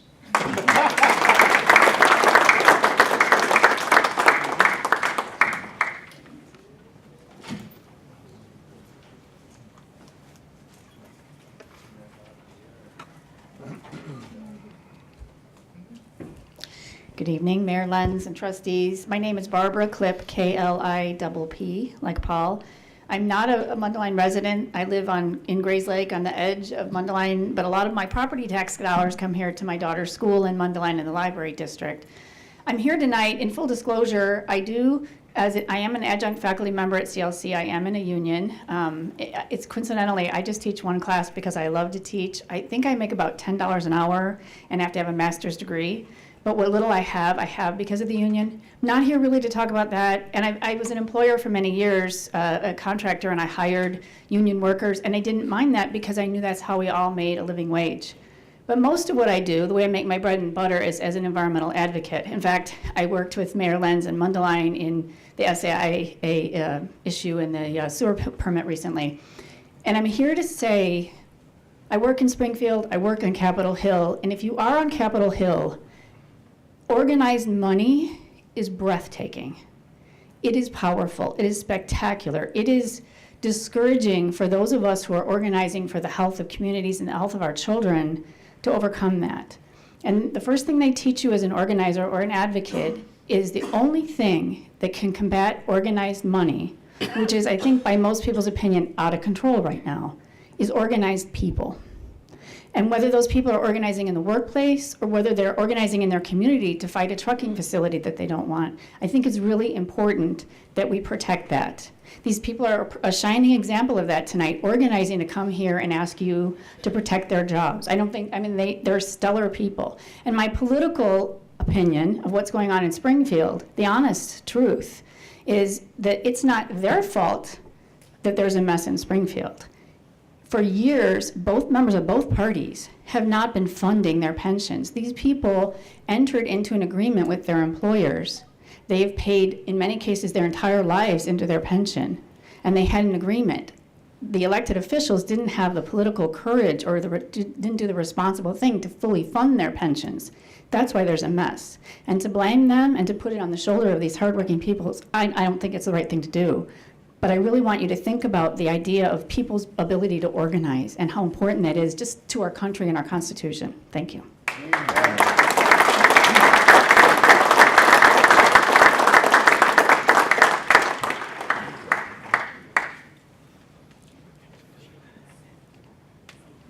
Mr. Mayor, trustees, thank you very much for giving me the opportunity to stand before you this evening. My name is Louis Cairo. I don't know anybody in the room personally in front of me. I have the benefit of knowing a lot of the people that stand behind me because of their occupations. Some people said that we need to have some objectivity and get people on both sides of the fence here. So I want to stand up here and speak on behalf of my client, who's a union contractor. Happens to be my father. Many of you people would know we, as Louis Cairo of Cairo Construction Company, built a good portion of Mundelein. We settled in Mundelein 55 years ago when I was 11 months old. That makes me 56. When we got here, I don't remember back in the day, but it was pretty much almost dirt roads and prairie grass. And I grew up watching prairie grass turn to streets, to beautiful houses, to parks, to lakes, and to beautiful subdivisions. And that was done with construction companies, contractors. My father had a choice. He had a choice. Build union, build non-union. To my father, there was no choice to be made. There was no choice to be made. I'm talking about 50-something years ago. he was building as a union contractor. Why? Because he wanted to make sure that when he built someone a house, they had a house to live in that A, they would be proud of, and B, it would be safe for their children. He didn't want to worry about wires burning in the middle of the night because some non-union contractor that wasn't trained put something in wrong. He didn't want to worry that the HVAC system was going to have all the windows all fogged up in the wintertime and no cooling in the summertime. He didn't want to worry about bricks and mortar falling apart and construction failing. He didn't want to worry about some kid up there in their balcony saying, "Mom, look at me," and the balcony collapsing or the railing falling off. He made a choice to be a union contractor, like many, many, many, many contractors in this country, and particularly in the great state of Illinois have made. And they've done it for one reason and only one reason, because it's the right decision to make. It's where good people make good livings and, more importantly, make great products. Think about it. Bob Paddock was talking about the thousands of hours to be trained to operate a crane. I want you all to just think about something. Santa Maria, they have some work that has to be done in their parking lot. That's where I graduated from a long time ago. They've got a huge crane there. Your children are playing in the playground right next to that crane. You want one of these guys over here with the thousands of hours of training? You want one of these guys who basically have to take test after test? This gentleman over here a few minutes ago, he's ready to retire. He's taking a test next week. Why? They want to be the best. The unions demand the best. Or do you want some guy from Alabama or Arkansas or from any state in the country? I don't care if he comes from Mundelein, Illinois, who doesn't have the training to be operating that crane when your grandbabies or your children are playing that parking lot? I don't think so. I don't think anybody wants their children within a half of a mile of that crane. The gentleman talked from NIGAS. How would you like to know that they're building the house, they're doing something in the house next door, they're going to dig because they're going to do a little gas, they have a gas issue to take care of. What happens when gas has a problem and it explodes? I moved out of Royal Melbourne 8 years ago, and last year, 15 homes blew up because of a gas leak. I mean, think of the dangers inherent in where we live every day, the cars that we drive. I'm getting on a plane tomorrow to go to give a speech in Las Vegas. Do I want to get on an airplane where some non-union company built the plane, some non-union machinists and mechanics were maintaining that plane?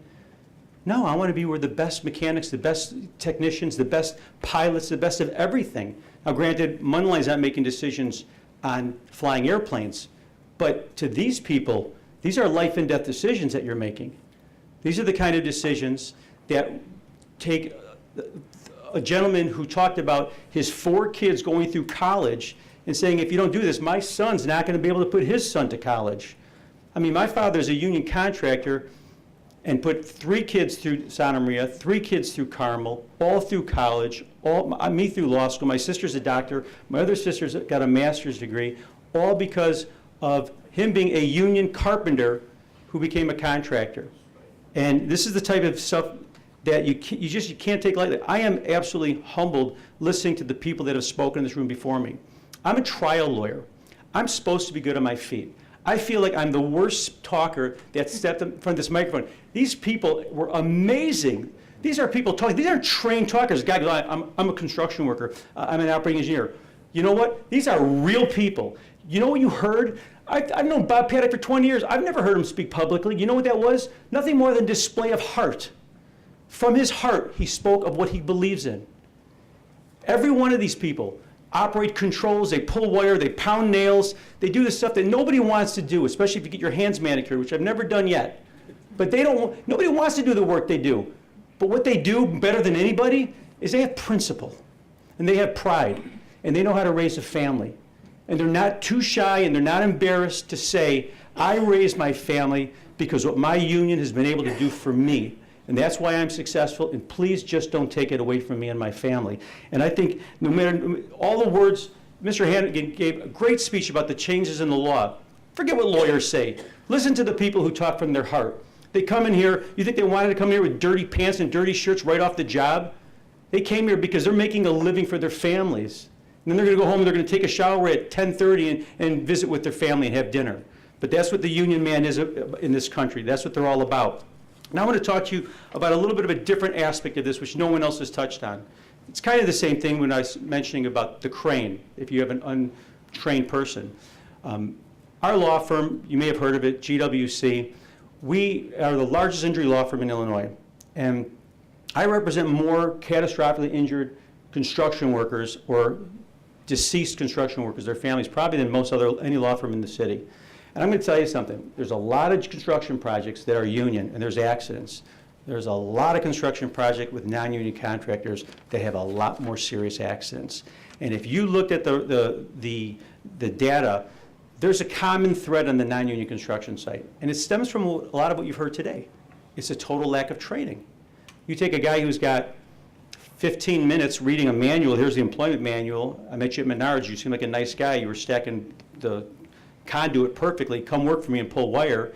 Or you take the guy who's got 3,000 hours in his first 2 years of his apprenticeship program before he's even on a job site where he can start even pretending to know what the hell he's doing. He's just carrying conduit for the journeyman. What happens on those jobs where we have inexperienced, untrained, unsupervised workers that don't really know how to do their job? Well, sometimes you see the funeral processions go down. That happens quite frequently. They get killed. Or you just see the ambulances where they get seriously injured. And I can tell you that when you have unexperienced, untrained, unqualified workers working on construction sites, bad things happen. Now, maybe it costs you less money to build a building. I don't know. With all due respect, if this was a non-union building, I wouldn't be sitting underneath that TV. I don't want that to fall on my head. I wouldn't trust that it wouldn't. I mean, you may not have had a choice to spend the money you spent when you built this building because you had to build it union, but you got to be damn proud that this is your building, this is your home, this is where you make a living as trustees and as the mayor. This is a beautiful, phenomenal display of a union job, and you're not getting that from non-union contractors. So when you have these non-union jobs, the concern is we have the most egregious unsafe conditions, and I'm not going to sit here and tell you about the various cases, but what you have is guys that are getting rushed by inexperienced superintendents and foremen, and you have inadequate equipment, they don't have the right tools, they don't have the right training, and then bad things happen. And I'm not suggesting that anyone in this room would have that in their conscience. I'm not going to play that guilt trip thing, but it's something that you really need to consider when you're making a decision. You know, some people have said, well, it's illegal, it's case closed. I don't care if it's illegal or not. Don't make the decision because it's illegal. Make the decision because in your heart you know it's the right decision. This is a terrible, terrible enactment if you were to go along with this proposition to say we're going to basically do away with unions, because I know that in the paper it says we just want to try to give municipalities the choice on go union or non-union, and we want to just keep it to the private or the public sector. But with all due respect, that's bullshit, and we all know it, because all you got to do is look what Ronner said when he was running for the governor, let alone now that he's become the governor. He wants not to give you an option of, well, maybe we'll go union, we'll go non-union. He wants to ruin the unions. That is his mission. He wants to be hailed as Governor Walker's, friend to the South, who destroyed the union movement. I mean, there's no more powerful state in this country with more pride and more dignity than Illinois as being a union state. And Rauner wants to be the man to tear it down. That is going to be his legacy. Every politician wants a legacy. He's a one-time governor, guaranteed. He wants his legacy, that he tore down the unions. Don't do it. Don't give him what he's asking for.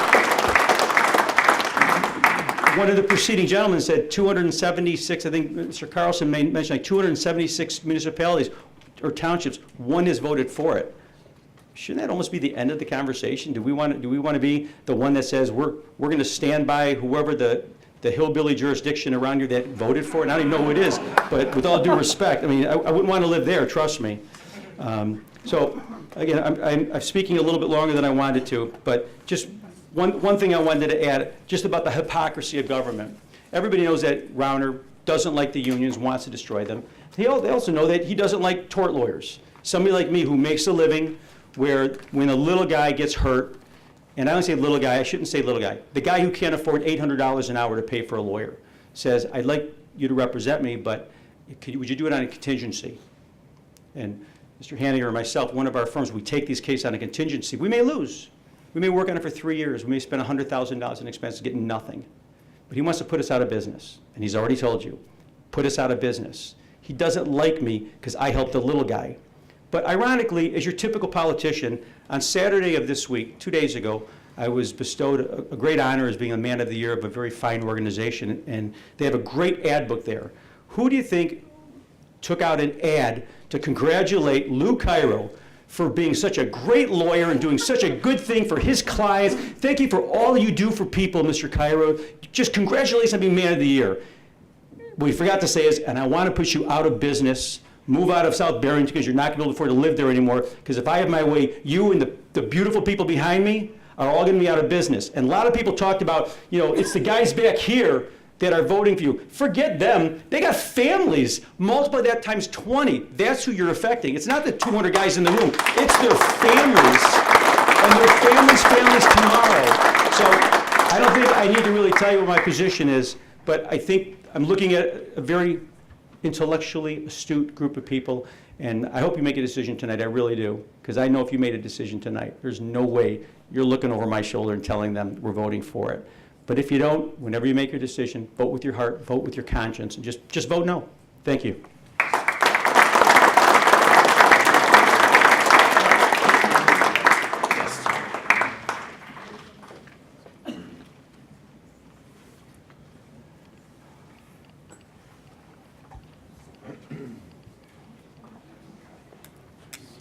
Mr. Mayor, trustees, brothers and sisters of the working class, my name is Ken Edwards. I'm also an attorney, although not as good as he is. But I try. I work for Local 150, the operating engineers, and I'm here on behalf of the 23,000 members that we represent, including, and one thing that nobody has mentioned today, is your Public Works Department. Our proud members of Local 150, they do a damn good job, and I think they deserve a round of applause.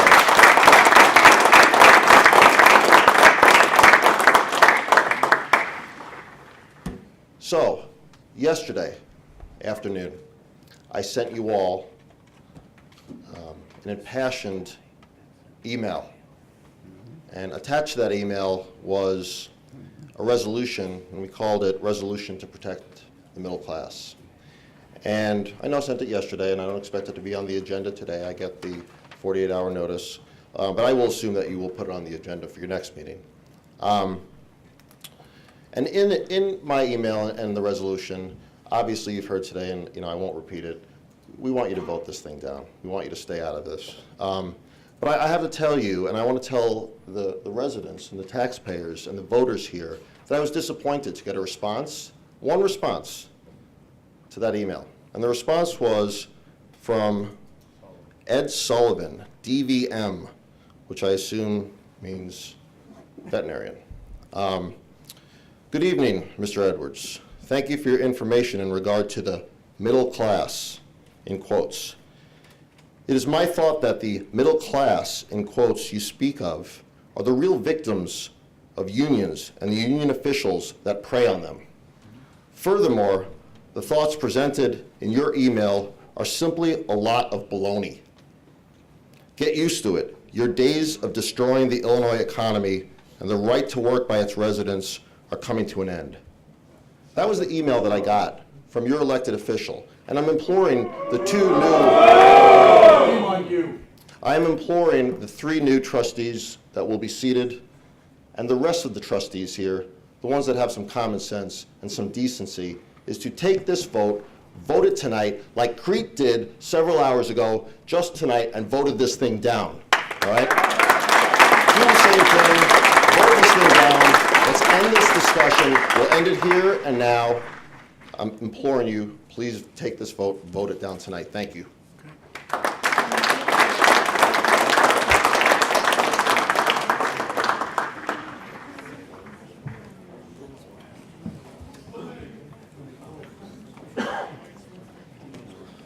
Good evening, Mr. Mayor and village trustees. My name is Pete Olson, O-L-S-O-N. I reside in Antioch, Illinois. If there's something I could ask from the mayor tonight, or going forward tonight is if you can start off from the right side, your right, and move to the left. I took time to type this up. I was hoping to be one of the first 5. Every point that I have here, we've talked about unlawful. We talked about empowerment zones. We talked about right to work. We talked about prevailing wage. But here's something that you as a board and the community needs to know. Prevailing wage isn't just an hourly wage. We give back to the community time and time again. If it's not Habitat for Humanity, it's Braveheart. It's food pantries. It's Shop with the Cop. It's many things that we do.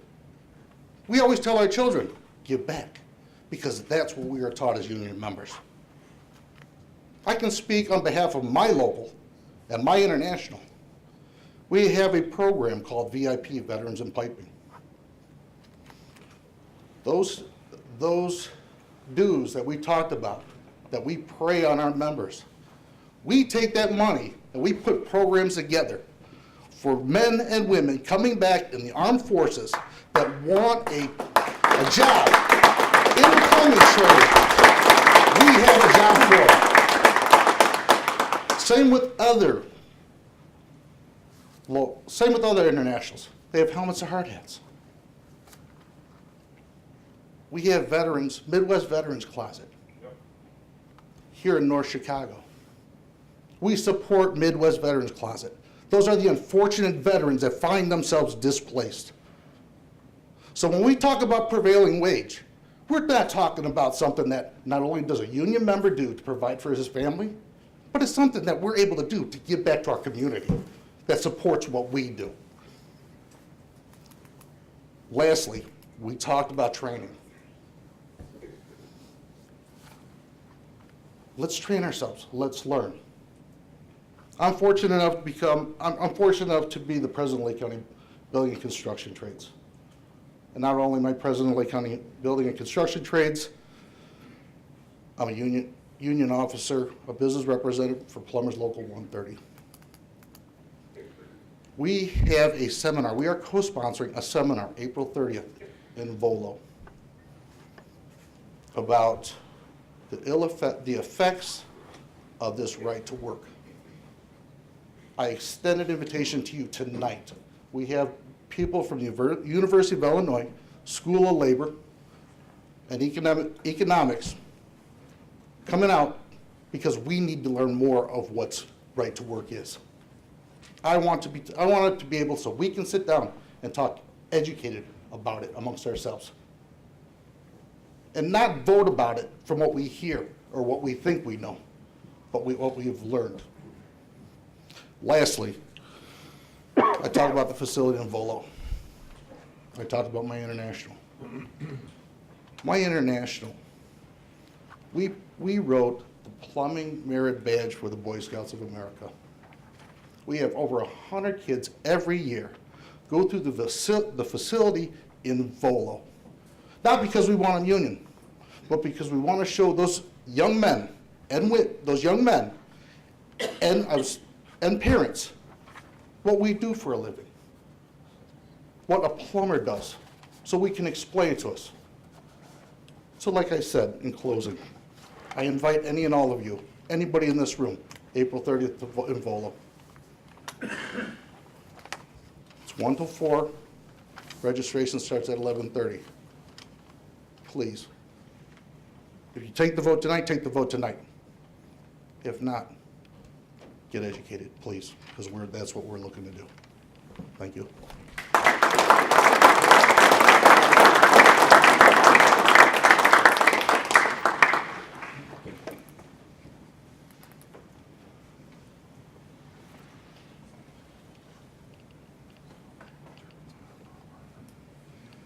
Mr. Mayor, trustees, thank you for this opportunity.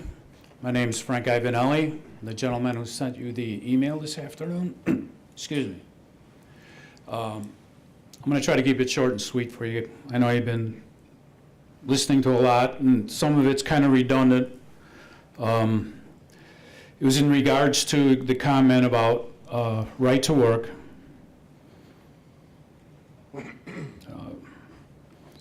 I think what's hurting the loss of jobs in this state is awarding it to out-of-town contractors, out-of-state contractors.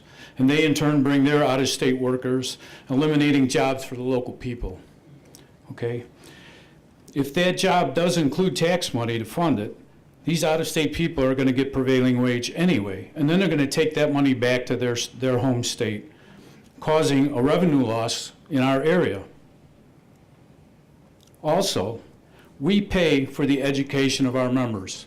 Money comes out of our check hourly to educate our own members, not one dime to the taxpayers, okay? And we throw these thousands of hours at you. It's based on a 40-hour week, okay? 50 weeks a year is 2,000 hours, 4-year apprenticeship, 8,000 hours of training. That's where these numbers come from, okay? So we're not just picking a number out of the air. This is what it's based on. Does not cost the taxpayer a dime for us to educate our members. We provide our own health insurance. It comes out of our check every week. Does not cost the taxpayer a dime for our health insurance, okay? And on non-union jobs, it is stated that there's a 51% higher accident rate, and the lawsuits are much more expensive and detrimental to the system, okay? So I just kind of don't understand we're considered a problem. I think we should be given the respect. We're misconceived. When you go to a car dealer, you pull in that stall, you see a mechanic makes $120 an hour. That mechanic does not make $120 an hour. We'd all be mechanics. He carries the weight of the rest of the dealership. He makes maybe $50 an hour. He gets blamed for the rest of it, but that blame keeps those doors open. Okay, I applaud Governor Rauner for $100,000 given to the people who suffered in the tornado, but I can't understand why he's spending $20 million to ruin our houses.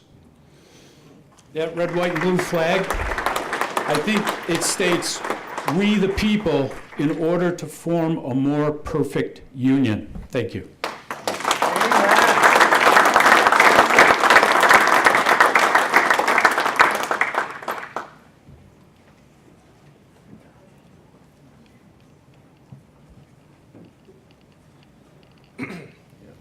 Mayor, trustees, Bob Passarella, P as in Peter, A-S-S-A-R-E-L-L-A. 126 East Littleton Trail, Haynesville, Illinois. I'm a proud 28-year member of Pipefitters Local 597.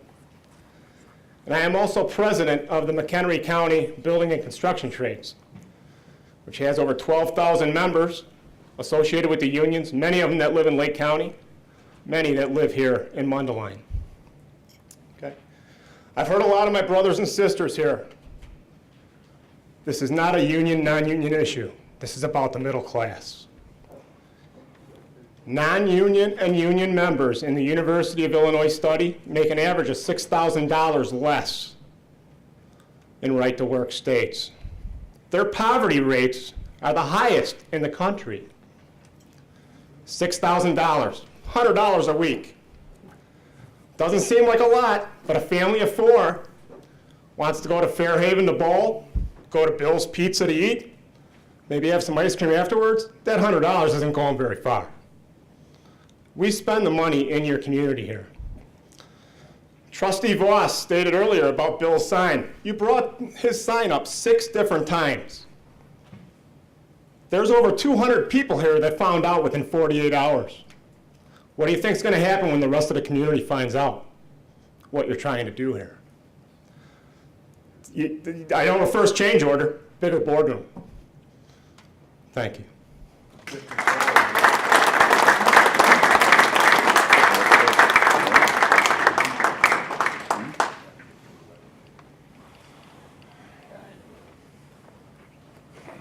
I'm Brian Dupuis, D-U-P-U-I-S. I'm a 42-year letter carrier. I'm also the financial secretary treasurer for the Northeastern Illinois Federation of Labor, AFL-CIO, in Lake and McHenry County. We have over 18,000 members, and I can't really tell you how many in Mundelein, but I'm sure there's a bunch. And I just want to say that the litmus test for me with any legislation or resolution under consideration is this good for the middle class? Is this going to grow the middle class? Or is this going to benefit a few? I think from the response you've gotten here tonight, you probably should have a pretty good idea as to what the ratio of the public feeling on this is. And I would close with one thought. And I hope you do study that University of Illinois and take up that invitation from Brother Olson. Results are what you expect. Consequences are what you get.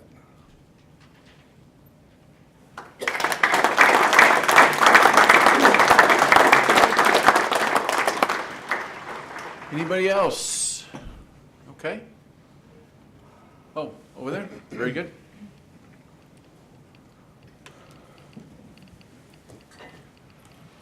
Good evening, Mayor, Hi. board members. I didn't come here expecting to have to say anything, but I got here and felt that I had Excuse to. me, could I have your name? Yes, my name is Martin Bodnar, B-O-D-N-A-R. I live at 25765 West Mallard Avenue in Antioch. I'm a 35-year resident here of Lake County. I'm a graduate of Mundelein High School, 1983. Always been very proud to have spent 17 years here. My mother worked at Derringer, retired from it. My father, political refugee, escaped communist Czechoslovakia and came to the United States in search of a better life. It's what we all want, to make our way as best we can. I ask you to please, as we representatives all here out of heart, to open up your hearts. Don't take away our jobs. Keep our good jobs that we have. We're making a living, paying our taxes, trying to work hard. I'm a local 150 operating engineer. I oil on cranes. I'm a mechanic. I'm the guy up there checking the cables on that crane, watching a swing radius for the 100-ton crane so that nobody gets hurt, keeping people out from underneath that wire. My first job was a union job in Libertyville with Clay May over here. I didn't even know he was in my union. Haven't seen him for a long time. I've bagged groceries here at a union job, Jewel Osco. I've got 10 years at Patton Caterpillar, Local 701, Mechanics Union, servicing the big machinery. I've got a lot of seat time, driving the loaders on some inclines, on the tollway jobs. I work for a big lorry construction company. One of the guys out there slowing you down on the tollway.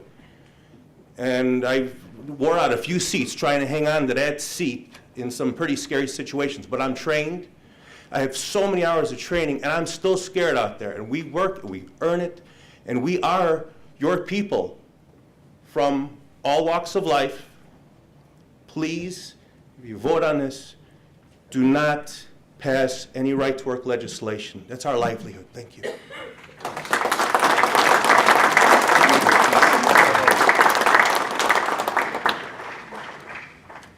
Thank you, Mundelein Board of Trustees. My name is Matthew LaPierre, L-A, capital P-I-E-R-R-E, a cumulatively 31-year resident of Mundelein, Regent Drive, by the way. I'm here again to, as most folks that spoke, all folks that spoke today, to urge you to vote down this so-called Turn Illinois Around legislation or resolution that actually turns its back on the middle class. In addition to the, all of the eloquent folks that you heard speak here today, particularly from the private sector, you know for a fact that there is no such thing as forced unionism because you have public sector unions here in your city, and there's nobody that's forced to become a member of that union. So don't let Mr. Ron pull the wool over your eyes. Nobody's forced to become a member of a union. Nobody's forced to pay into a political fund that they disagree with. So fair share fees have been deemed legal for decades, and he's taken action illegally to eliminate that fair share fee. As we speak, Mr. Ronner is engaged in negotiations with about 35,000 state employees, members of the American Federation of State, County, Municipal Employees. Their contract expires on June 30th of this year. And mark my words, you're going to see a big fight on a statewide level over these negotiations. He's trying to undo decades of agreement that the union AFSCME has had with all governors, both Republican and Democrat. And for some reason, he blames working people and their unions for the state that Illinois is in financially. But as we've heard here today, it's not the workers' fault. It's the people that haven't paid their fair share into the Illinois coffers. So please vote this down. You've got a lot of folks in this state that support working people, and the unions aren't the problem. Thank you.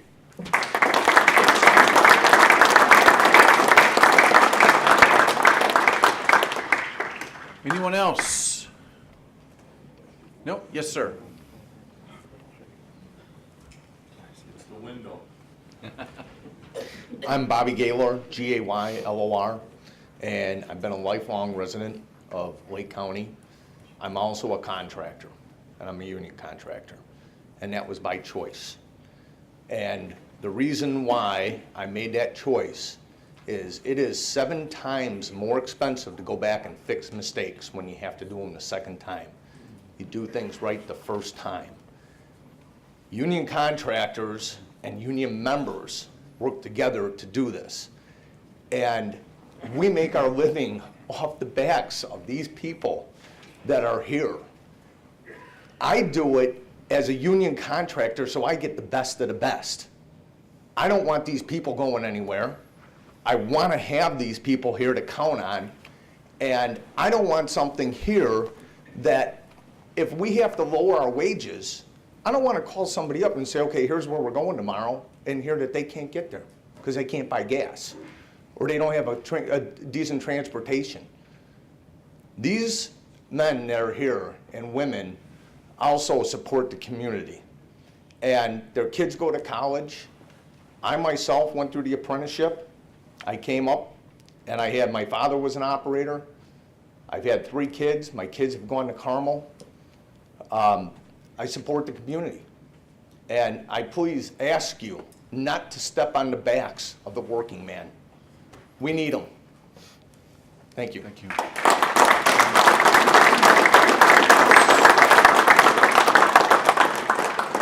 Okay, anyone else? Okay, sir.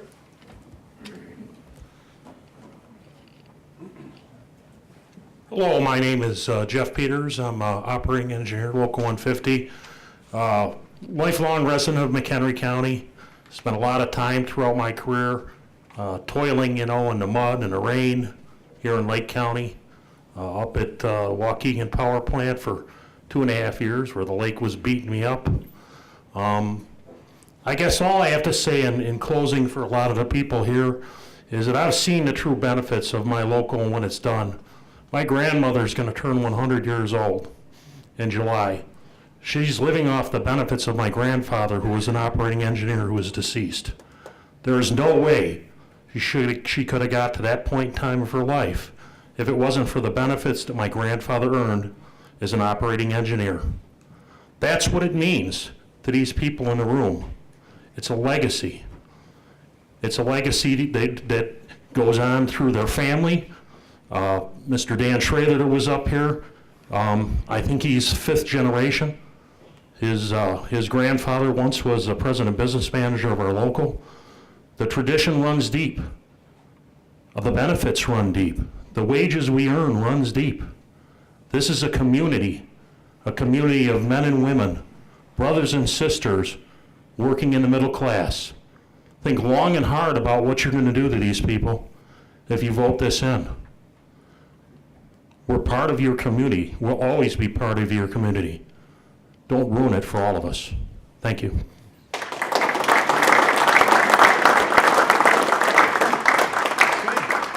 Anyone else? Yes, sir. Hello, my name is George Maylard. I'm a lifelong Mundelein resident, and I'm not a member of the union, but I'm a strong supporter of it. And I think P.T. Barnum once said, if you repeat a lie enough times, it becomes the truth. Well, I think that's clearly what the case is today, because the union is not the problem. And I think it's important that we look around this room, you see all these people here, and they're very passionate about this issue. The unions aren't here to destroy America. They're not here to undermine our class. They're here to provide American exceptionalism. And if you ignore the people here today, what you're doing is undermining American exceptionalism, and you're undermining the democratic process. And by doing so, you're also lacking the integrity that is required to be part of to hold office here as part of the board of Mundelein. So thank you very much, and make the right choice. Thanks.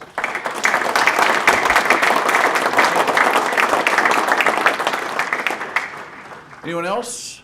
Okay. Very good. All right, we're going to close the floor then and move on to our agenda. After the presentations and awards, that would normally be public hearing. There are no presentations or awards. There's no public hearings. That takes us to the mayor's report. Joe, you ready? Okay. All right, item 1 here is on the planning and zoning appointment. I need a motion to approve the mayor's commission appointment of Mr. Joseph Hirschenbach to the Planning and Zoning Commission. So moved. Second. Motion by Kim, second by Sullivan. Discussion? Clerk, please call the roll. Kim? Yes. Sullivan? Yes. Voss? Yes. Meyer? Yes. Abernathy? Yes. Motion carries. So, Mr. Hirschenbach, can you come on up and get sworn in?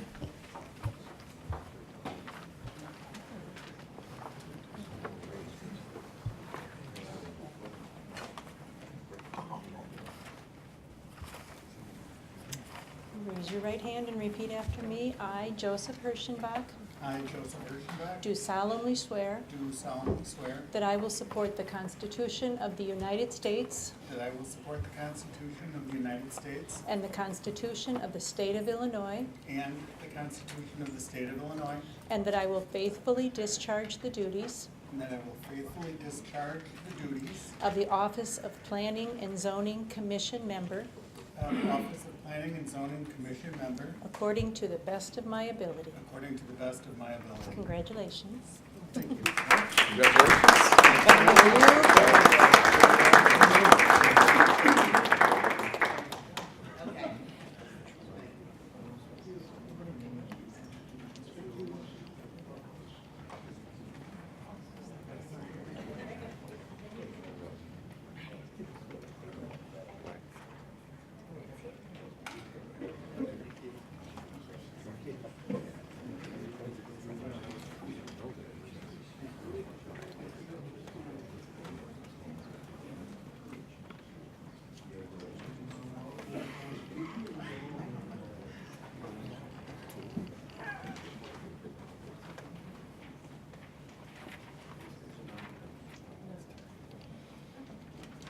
We're having a little agenda We're just doing difference here. Little agenda issue.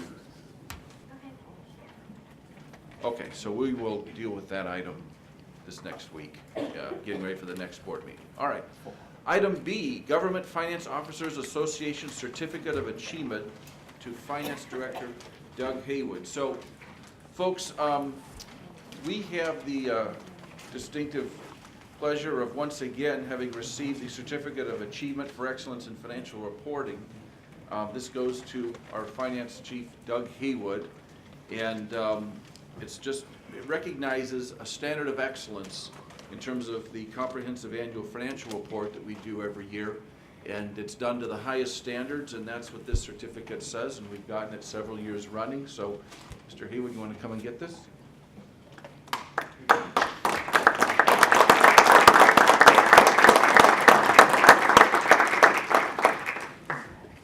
you know Mr. Haywood at all, no one's surprised that we once again got that distinction.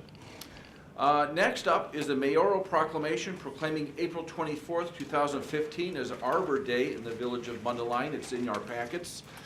Arbor Day originated in 1872 when J. Sterling Morton arranged for, within the span of, probably it was 1 or 2 days, the planting of, I believe, 1 million trees in Nebraska.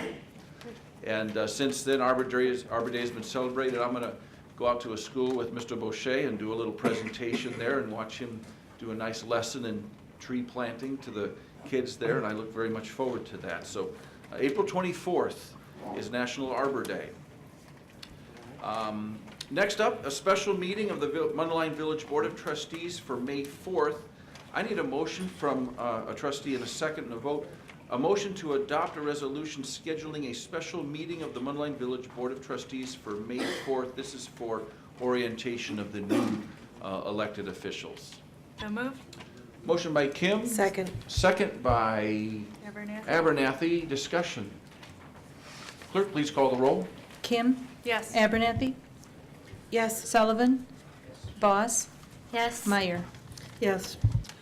Okay, this takes us to the Illinois turnaround agenda. And before we even think about entertaining a motion, I'm just going to tell my little story here. Bruce Rauner came out with a turnaround agenda. It was a resolution with a series of whereas clauses. This was probably, I want to say 3 weeks ago, roughly. And then last week, early in the week, he came out with a PDF that was flushing out a lot of the legislative agenda that went with that resolution. We had a meeting of the Lake County Municipal Board. The Lake County Municipal League is basically a gathering of Lake County municipalities, and the board consists of about 7 mayors plus Aaron Lawler of the county. And so Governor Rauner was kind enough to come down. He met with us. We had a nice little roundtable discussion with him, and he's asking for us to support, of course, this resolution. And I just want to kind of set the record straight. He didn't ask specifically for that. There's a lot of flexibility in the resolution that we can certainly edit it. And I told one of his folks just today, I said, listen, these whereas clauses, well, back it up. A couple trustees asked that it be put on the agenda for tonight, and a couple also chimed in and said, look, I'm not ready, I need more time. And so that I just wanted to move this and have the discussion for tonight, and then if we decide to take action, we could, or we could have perhaps an editing team to go through these whereas clauses. I think there's some consternation on some of these whereas clauses leading up to the resolution, which is basically very, I'm going to say, well, I could probably, to be best just to read you the final statement that he wants, and that's about local control. One moment here, let me make sure I get this out. So you have the whereas clauses that discuss workman's comp, prevailing wage, collective bargaining. There's the unfunded mandates put upon us amongst other issues on these whereas clauses. And finally it says at the end, therefore be it resolved that the Village of Mundelein endorses major reforms in state government that will encourage local control, reduce costs on local governments, empower local voters, and increase competitiveness in our community. Very general, non-binding, okay? And leading up to that are these whereas clauses that I don't think any one of us here would agree on all of these whereas clauses, and we would have to slug through these and discuss them. But I wanted to begin the discussion tonight amongst the trustees to see where we're at and where we would go with this, if at all. So I'll open it up to you guys, and away we go. No, sir, we've closed the floor. It's just the board at this point. Like Okay? you said, flush it. I was going to agree with that statement. That was better than anything that we said. Thank you. Please flush it. Sure. Mr. Mayor. Yes, Dr. Sullivan. Certainly, the provisions of the resolution that the governor has asked us to approve tonight are never going to take place in totality. There's a huge mountain for the governor to climb, and he knows it. And yet, nobody in this room thinks that the state of Illinois can continue down the path that it's gone for the last 12 years. Something has to change. Prevailing wage is one of those things, in my view. Prevailing wage doesn't affect every union job. It affects every government-sponsored and paid-for job. And I don't care what anybody says, it increases substantially the costs to government. And it increases the taxes that have to be paid in that regard. And it lowers the jobs that are available in the state. So I think it's worth discussing this resolution in Springfield.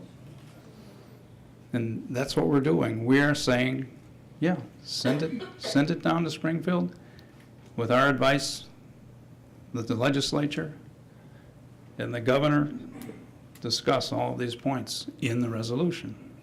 And I'll vote for it. Now, do we vote for it tonight? I'll vote for it tonight.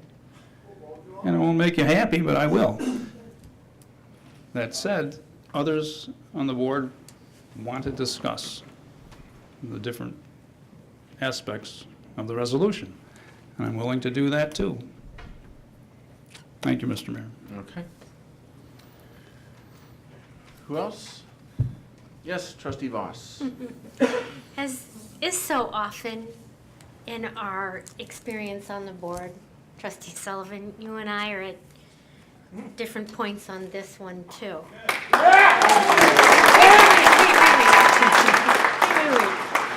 I don't have any problem endorsing the final line, which is that I do think that major reform in state government that will encourage local control and reduce costs on us by unfunded mandates, power local voters, and I think I'm all good with that.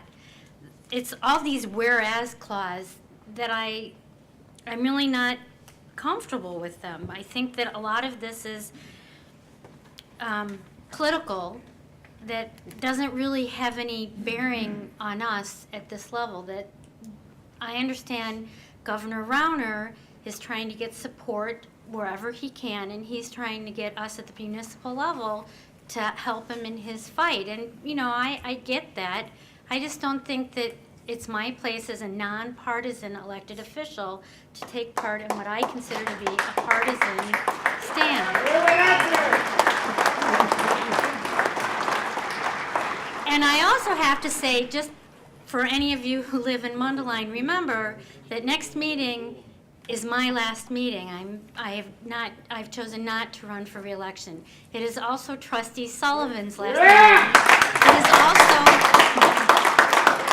Trustee Meyer's last meeting. So whatever it is that we're talking about and we're voting on, either tonight or at the next meeting, we're doing it because we are heartfelt, not because we are seeking re-election or support in any way. So whether you support what we're saying or you don't, please be tolerant of the fact that for us, it is an important decision, and we understand it's important to you. But please understand it is also important to us, and that we take our jobs as trustees very seriously.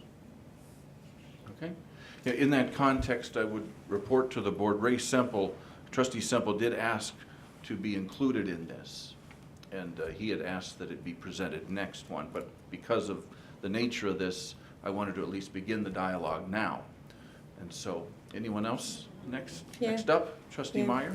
Thank you. And I'm one of them that did ask for it to be put off until the next meeting, because there are quite a few things in here that I wanted more time to research.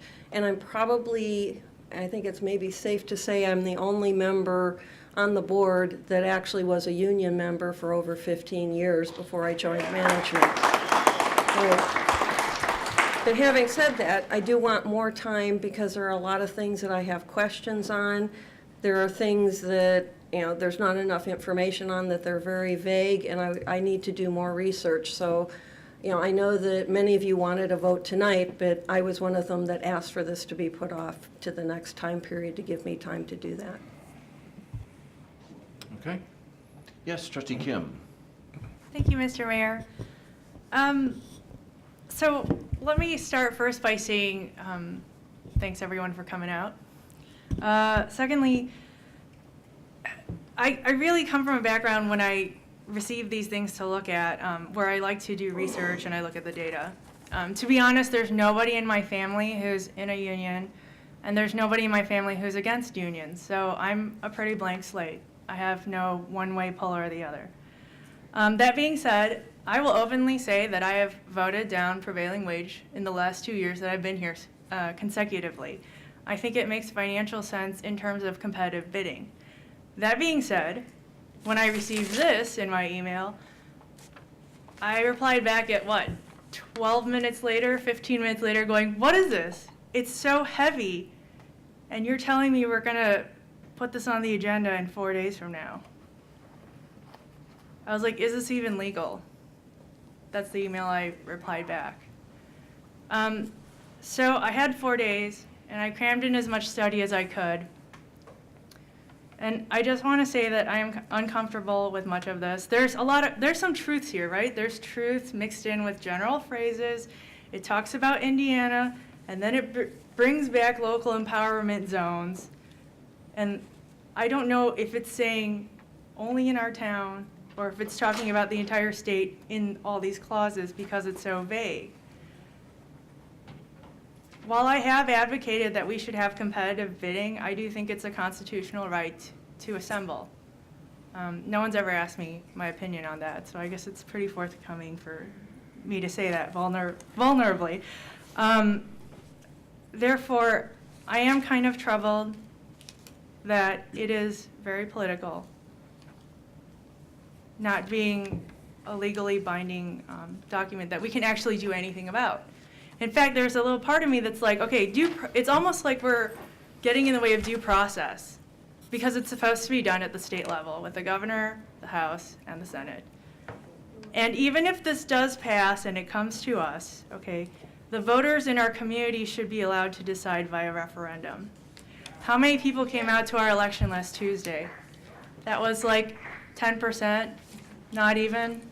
And they're going to hold the fate of all the people's ability to be in a union and the topics of what they can discuss. I'm uncomfortable because of the holes in this. And like I said, I do think people do have a right to assemble. So I would vote no on this. Thank you.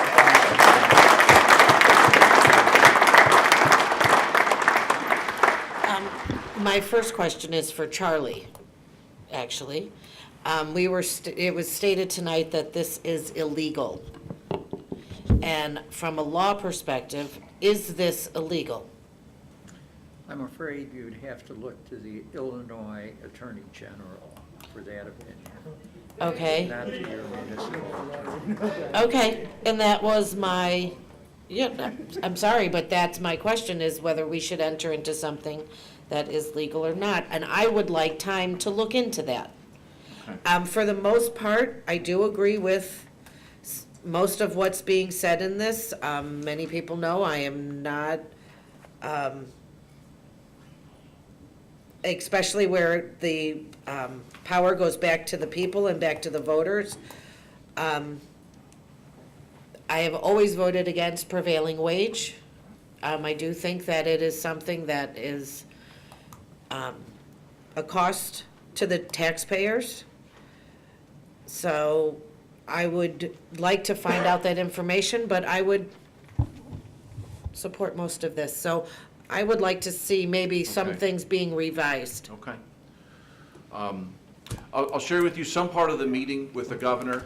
It was, there were both Democrats and Republicans in the room. It was very clear, and he said that he felt that he had support for this from both parties, and then he also had opposition coming to him from both parties, and he contended it is not a partisan issue. And we talked about the competitiveness of the state. And I can tell you, those of you outside of Mundelein, one of the issues we have here is competitiveness, and we had a little close call with Medline. Our village's largest employer was being solicited by other states very aggressively, and we dodged a bullet. The state cut a deal combined with some local efforts to keep them in Lake County.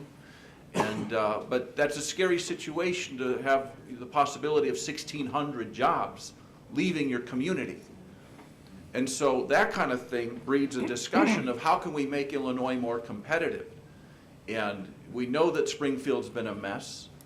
And in this, and I don't agree with all of these whereas clauses to the letter, but I do know, and I really firmly hope that this board can come up with some kind of statement to make, to send the message to the legislators that you got to work with the governor and make a change. Now, is this statement going to include all of these that deal with prevailing wage? I don't know. We'll have to talk about that, and you guys will have to. What I'd like to do is have maybe 2 trustees work together to create an edited version of this. And I told the governor's liaison to Lake County, we might gut a lot of these whereas clauses. And he says, you know what? We're just looking for that last resolution that local control is a value, And so leading up to that, that's whatever that would be. But I think we do need to contribute a message that we send to our legislators that we want you to work with the governor and make Illinois, make some changes and make us more competitive. Because I don't want to have to dodge another bullet like what we just did. And listen, I'm a football coach of a youth football team. And on my team, I got white kids, Hispanics, blacks, and Asians. And when we lose a game, we all lose. All right? And when a big company leaves our state, I don't care if you're Republican, Democrat, union, non-union, it hurts us all.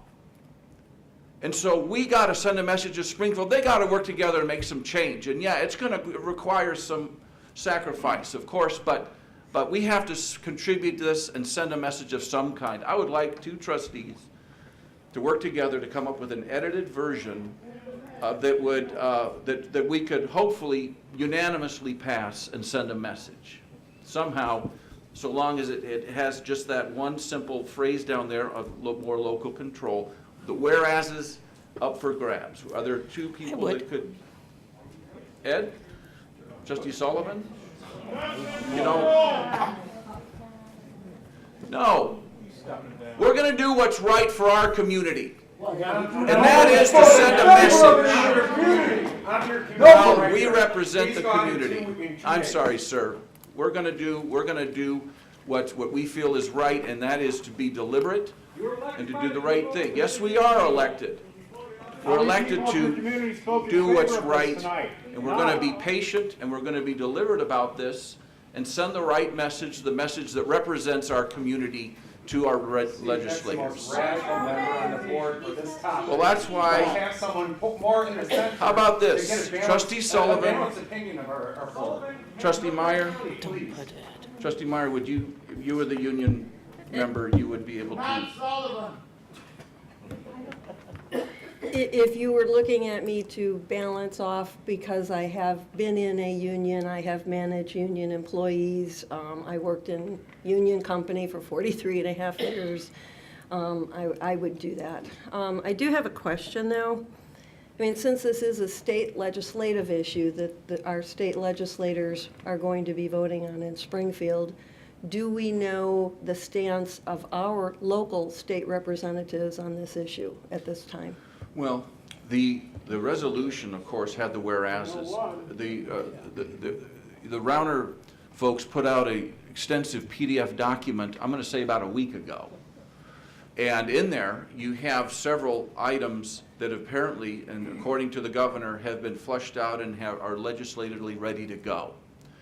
And so I have not seen what our legislators have said. It's only been a week, you know, that this is being brought out. So at this point, I can't represent that we do know. Yes. So, first of all, I think it's a great idea to have trustees on the opposite ends of the spectrum try and help us work to the center. But how would you like us to individually contact them then and tell them what we would feel comfortable with in? Is that what you're thinking? How are you thinking that this would work? I'm thinking that if if you have two trustees, if the other trustees could just give your input to that committee of two, and then the committee of two would meet and come up and combine that input into one set of whereas clauses that could lead to this resolution. So are we only, is this a blank slate? Can I say, well, I think that we should add, that we think that they should have term limits down on state representatives and senators? If the rest of the trustees also throw that So in. we can throw in stuff that we think would be good for the state. This is about what's good for the state, right? He's looking for something leading up to that resolution on local control. So if you want to throw in some other items that contribute to that final resolution, that's fine. You could gut out some of these whereas clauses, add your own term limits if you want, but I would just envision that that's how this would work, that we would have a committee of two receive input from the others and then come up with a solid document, hopefully, that everyone could agree on. Wait, can we just keep going with this for one more second? Yes. So a time frame. So we are to give them their input, they'll meet and try and get it, and then they'll get it back to us. So time frame of how this is going to 2 happen. weeks. Well, we got to we're going to vote again in 2 weeks. That's correct. So when do we have to have our comments to them? When will they have something back to us? That's what I mean, time Okay. frame. Yeah, You if the comments could be given to the committee of two, let's say Thursday? Did you guys meet over the weekend? Something like that? Yeah, that's fine. Would you be, okay? Trustee Sullivan, or Trustee Kim, do you have something? Yes, Mr. Mayor, I just had a question in that, all those other towns that voted no, did they have some sort of resolution to send back, or did they just vote no and it was no? I don't know. Okay. Did they? I don't know. No. It's an attack on workers. So is the resolution that we're looking for, it could just be anything, or does it have to lead towards this local control to disband unions type of verbiage? I mean, Holly, anything's on the table. I mean, there are some trustees who would like to modify sentences. There are some trustees who may not want anything in there. I mean, it's a big combination, and no matter what is come up with for the next meeting, there is still an option of voting yes, no, Okay. on whatever it is. So, I mean, you're not locked into something because it's modified. Okay, that clarifies. So if we wanted to say something like maybe you guys should deal with it like you're supposed to do, like that would be an okay on the negotiating piece of paper. Okay. All right, well, thank you for clarifying. Okay, so, yes. Could you turn your mic on there? Right, there you go. We're not bring something to you that's not subject to deliberation before the full board. We're trying to work out a model that has a shape to it, that has a likelihood of being up or down.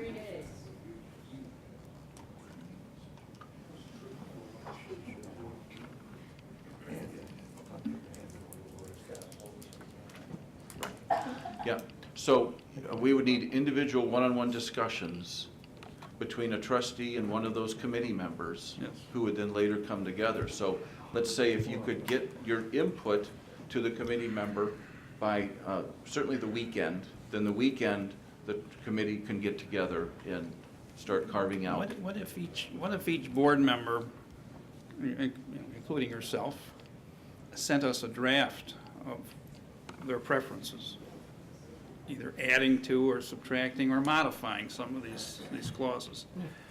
At that point, we could get together,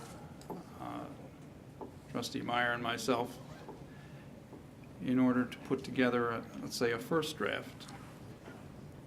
Then we split up our colleagues, Yes. and we contact them to tell them what we have produced and gain their thoughts on that, just one-on-one. Then looking forward to coming up with at least a tentatively final draft to bring before the board. Okay, All right? is that okay? Okay, very good. So we need to make a motion to table this, right, to remove it from the agenda?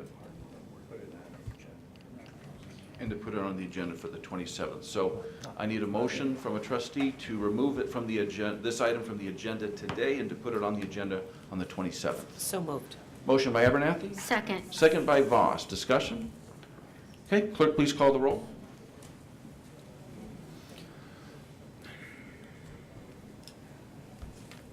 Abernathy? Yes. Voss? Yes. Meyer? Yes. Sullivan? Yes. Kim? No. Okay. Motion carries.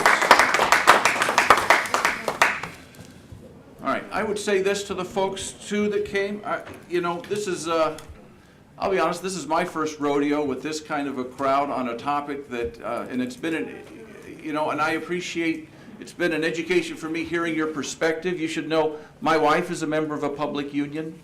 We've had that discussion and all that, but you know what? As mayor and as a trustee, when I was a trustee, we have to weigh all these things, and hopefully we'll make up our mind. We'll make up our mind. We're doing this the right way.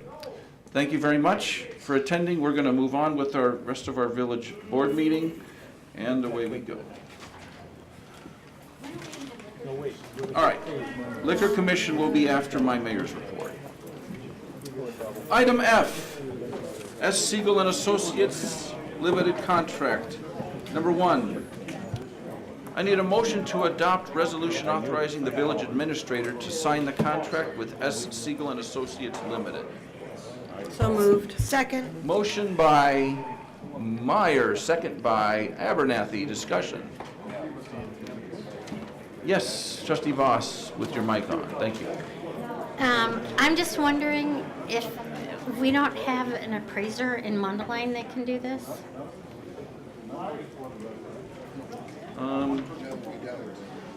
Go ahead. We don't have an appraiser in Mundelein.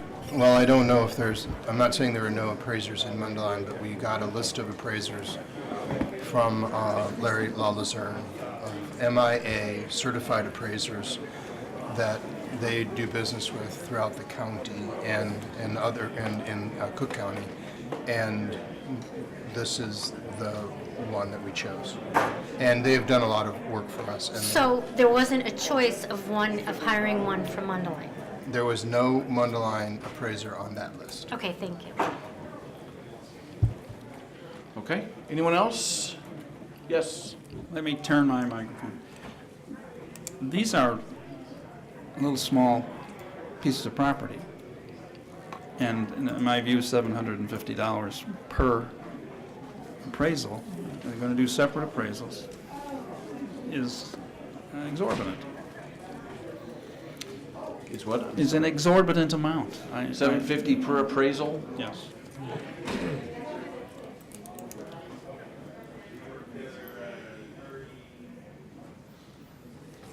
This is not rocket science. This is a little lot. There's a well-known history of land sales that can be obtained.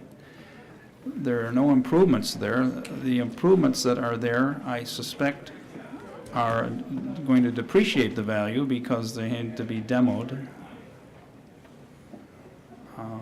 Do all three lots have structures on them? No, they've all been demoed. They've all been demoed right now. Okay. Yes. So, it's even an easier appraisal. It's vacant piece of property. One's 11,000 square feet, a quarter acre, another's an half acre. Is it the nature of the I know residential appraisal costs, what, $450 now, just for a house if you're refining, something like that? Well, $500? maybe that much.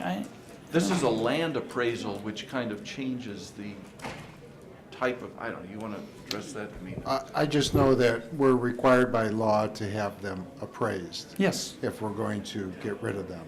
Mhm. Sitting here today, I don't recall, because we've talked to so many appraisals, and I'm looking at Mr. Flynn, whether or not, I don't know if anybody else gave us proposals. I thought they did, but I might be thinking of another appraisals that we had. When we sought for the appraisal of Lot F, That was it. we Right. got 4 appraisals. Right. We threw out the high, we threw out the low, and then chose from the Right. 2 in the middle, collectively with Weston. Right. And Siegel did that appraisal. And that was the appraisal that we split the cost of for Lot F.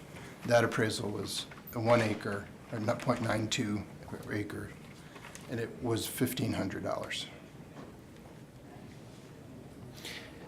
Well, if we need an appraisal and that's the cost, well, that's what the cost is. But is there a way of getting some bids? We can go and seek other prices, and see if we can. I mean, there's no rush for this, as I understand it. No, there's no rush. No. So we can go see if we can get that appraisal a little bit cheaper. Call Siegel and say, hey, Yeah, we'll we got get, some people concerned about the cost, and we're gonna go to bids. And so sharpen your pencil again. yes. All right, all right, thank you. And so, of course, I'm just one opinion. One of the questions I have is, in some cases, these properties are next to current homes, and yes, they have been torn down, but they're still a little rough. I'm assuming that some of the grading's going to be done, because there's some debris still in some of them that I pass by daily. And that, would some of the homeowners, if they happen to be next to that lot, be offered or be made aware that that's being put up for sale and offered at whatever price is determined, the value that we're offering it? Yeah, certainly part of that process is letting the neighbors know, the adjoining property owners specifically, that the property is being sold, and they seem like the most likely ones that might purchase. Although some of them are larger lots, particularly the one on Killarney Pass Circle. So, but we certainly are going to let the neighbors know so that they have an opportunity. Okay. anyone else?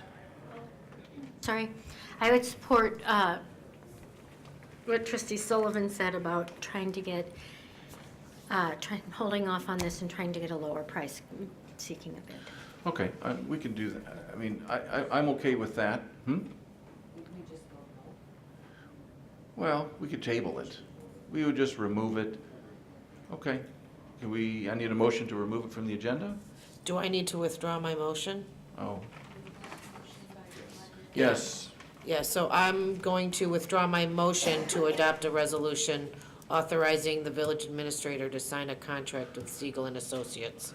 Motion removed. The second was, I'll remove my second. you'll remove your second. Perfect. Oh, okay. Oh. okay. She'll remove her motion. Trustee Abernathy will I'll remove her remove my second. Perfect.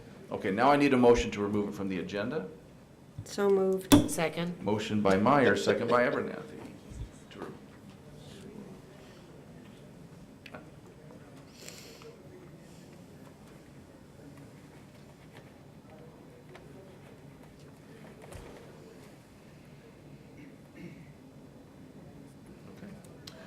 Okay. Discussion. Clerk, please call the roll. For the Rob, Meyer, same the thing. motion. same two. Right. It's okay. I'm sorry, it's really late. Okay. Okay. Ready? Yeah. All right. Clerk, please call the roll. Meyer, Yes. Abernathy, Yes. Kim, Yes. Voss, Yes. Sullivan. Yes. Okay. Okay, then, let's see.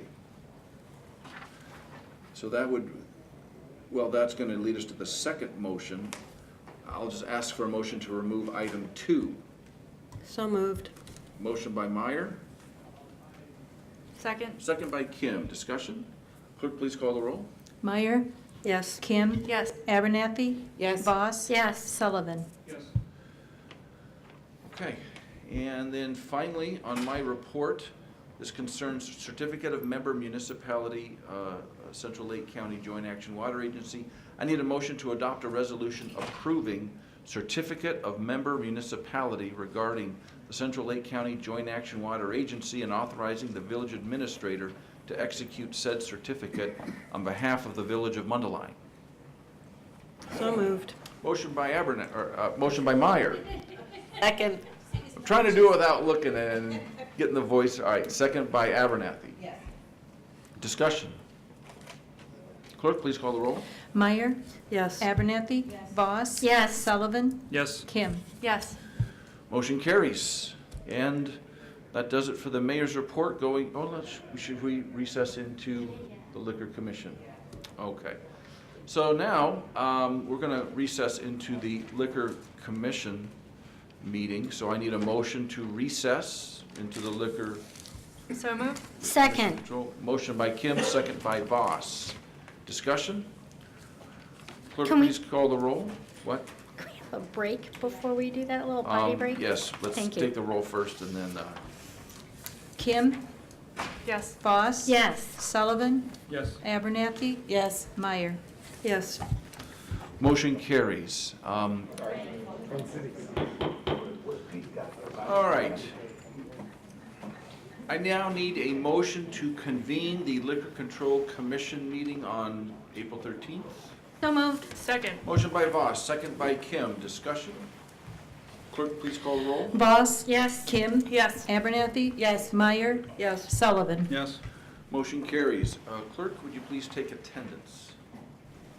Abernathy, Present. Kim, Here. Meyer, Here. Semple, Sullivan, Voss. Here. Motion, okay, that was the attendance, good. All right, at this point in the Liquor Control Commission meeting, it's time for public commentary. Is anyone in the audience live that wishes to address the Liquor Control Commission? Okay, then we'll close the floor and move on to the approval of minutes. I need a motion to approve the Board of Trustees Liquor Control Commission minutes from February 23rd, 2015. So moved. Second. Motion by Voss, second by Abernathy. Discussion? Clerk, please call the roll. Voss. Yes. Abernathy. Yes. Kim. Yes. Meyer. Yes. Sullivan. Motion carries. That brings us to 2 items of retail liquor interest. First, we will look at item A, the restaurant Ararat. And of the folks that are interested in getting a liquor license want to come on up and address the board and tell us what you're going to do and just introduce yourself, give us your name and Good evening, the mayor, trustees. My name is Steve. My last name is Gregorian. This is my mother, Irina Gregorian. She is the owner of restaurant Ararat on 364 Town Line in Mundelein. And we're here to ask for the permission to apply for a liquor license in order to serve, I believe it's Class G, to serve light liquor, beer, and wine only. We understand that there have been some violations in the past, and we admit it, and we're truly sorry for it. But we're here today to ask for a second chance to show you how much we've grown and in the sense of understanding the laws and abiding them. If granted the permission to apply, we promise to not to take it for granted and to follow all the rules that are applicable, as well as to follow and abide to the code of the village of Mundelein. Thank you. Okay. If you have any questions, please. yes. Any trustee wish to ask questions? Yes. I guess I don't know who my question, there was violations before, but you didn't have a liquor license. Is that what the violation was about? It's my understanding that there was 2 violations. One violation was for the sale to the minor. That was under the previous entity, under previous ownership. And the second violation was April. I'm not sure of the date, but the second violation was when the liquor license was absent, and yes, there was a fact of a sale of a liquor. That was the second violation, the last. Okay. And you gave alcohol to someone that came into the restaurant without a license, is that correct? There was a fact, yes, there was a fact of violation. Okay. But everyone now will be, so now here's my other question. If they come in and you have beer and wine, you won't be giving anyone alcohol, like liquor, shots of alcohol, or? Oh, I guess I misunderstood. So when you were saying alcohol, I Meaning assumed, any vodka or hard liquor? In fact, there was no issues. There was no serving of vodka or any hard liquor for that reason. But you did serve wine without a license? Wine, yes. Yeah. That's what I was referring to. And they did have a violation to a minor, but that was before you owned it? That's right. And then will you have all of your waitstaff Bassett trained? Yes, we will. As well as the owner herself. And you're there all the time? Mm-hmm. So they know, okay, because one of the things that we really don't like is service to minors. Whether they're with family or not, minors cannot be served. Okay. Understood. Okay, that's all the questions I have. Okay. Trustee Voss. Thank you. This letter from Chief Gunther is dated January 31st of 2014. Do you have anything that you want to say that's different than this letter that you have stated that you? No, there is a memo in there from him sooner, more recent. There's a cover memo, and then I attached last year's, or the 14 memo also. Okay.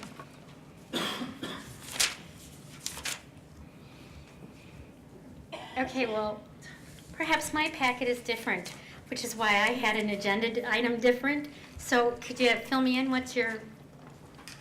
Yes. Clearly, I have some concerns regarding the past. However, as I said in my memo, their last violation was in 11. There haven't been any issues there since that we've had to deal with of a criminal nature. And therefore, if the board is inclined to offer them another opportunity, I would support that, as long as it's very clear that any future violations would be dealt with very sternly, so that we don't have to go through a extended period in time by our officers to have to deal with that. So if they're going to run a good business, and we're confident with that, then we'll afford them another opportunity to prove that. So I did go and have an opportunity to see the restaurant and the kitchen and talk to the owner. And I think she is very clear that this will be pretty much a final chance. If we grant them this opportunity and they have another violation, you know, we're done. It's clear. So under those circumstances, I would support it. I do have a question. I mean, we're talking about 2 different violations, but one of them was a previous owner, so. She had a violation also. Well, I'm getting to that. Oh. I mean. Sorry. It is. I mean, so I wanted to clarify that while there were 2 violations, one was a previous owner and one was this owner. Is that correct? No, not actually. There were problems with the original owners, okay? And there were some sales to minors under the owners of Oleg and Lily Evans. The management changed to Miss Gregorian, at which time she sold liquor to a minor, and the board fined $1,500 and a 7-day liquor license suspension. The license was then removed from the books, at which time she then sold alcohol to other patrons after that without a license. So there was actually 2 violations with Ms. Gregorian at the helm. All right, so for the business, there's been 3. That's correct. 2 of them with the current owner. That's the part I was trying to clarify of what was this owner, what was the business. Okay, thank you. I'd like to clarify, if I may. Yes. As Mr. Gunther mentioned, there was a fact of a sale to a minor. However, even though the restaurant was under management of Irina, the ownership, which is, I believe, what you were referring to, was the previous ownership, which is Oleg and Lily. The ownership has transferred, say July 2011, after which there was only one fact of violation that we previously stated, the sale without liquor license at all. And the fact that there was no liquor license was due to the fact that the previous owners, Lily, she wrote a letter to the police department asking to revoke her license due to the fact that there was a planned sale of a restaurant to Irina, and as we were made aware, we would have to apply for a separate liquor license, and that those licenses are not transferable. This was our understanding of how things went. Okay. Anyone else? Okay. I'm sorry, Mr. Mayor. Yes, Trustee Kim. I know that we had given a stern, this is your last chance, but could we put a time to it? Like if there's a violation within a year or something? Because if it's a last chance, then if they have a violation 4 years from now, does that count as like a? No, it doesn't count. Okay, I just wasn't clear. All right, so is there an unspoken time limit Yes, where it's there okay? is. All right, thank you. Yep. Okay, is everyone good with letting him move forward? Okay, yes.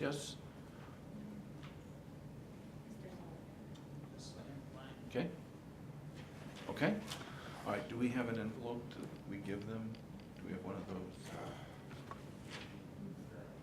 No, not tonight, okay. So what should they do, come by tomorrow morning?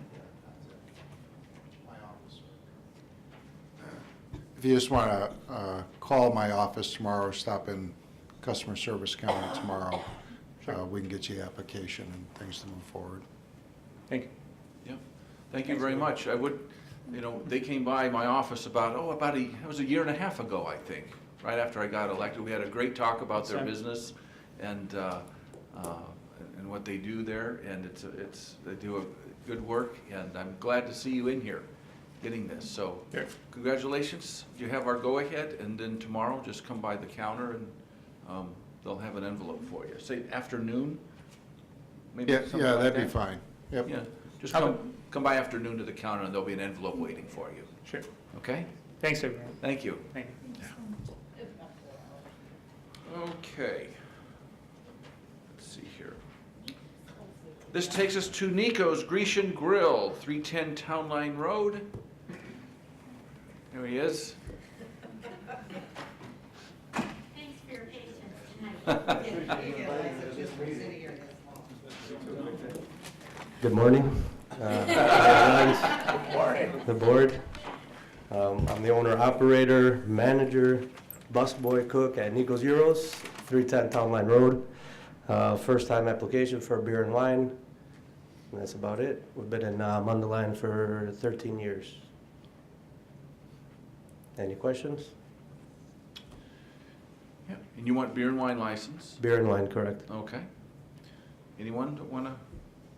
Sure you don't cook breakfast? Not yet. Thinking about it.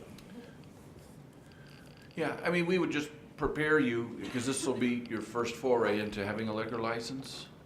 At the current location, At the current correct. location, okay. And you have one elsewhere? No, we used to. Used to, okay. So you know the drill, right? Yes. I mean, underage drinking is a big, big deal for us. Yep. And so that's something that, they do details on and we'll check, and you'll be tested. Yep. Right? Okay, so we all understand that. I'm in favor of it. Anyone else wanna, you good, good? Thumbs up, thumbs up. Come by the counter tomorrow afternoon, and there'll be an envelope there waiting for you there. I can invite you guys all to lunch tomorrow and bring it over. I've seen some of you guys, but not everybody, so. All right, I'll stop by tomorrow. Thank you very much.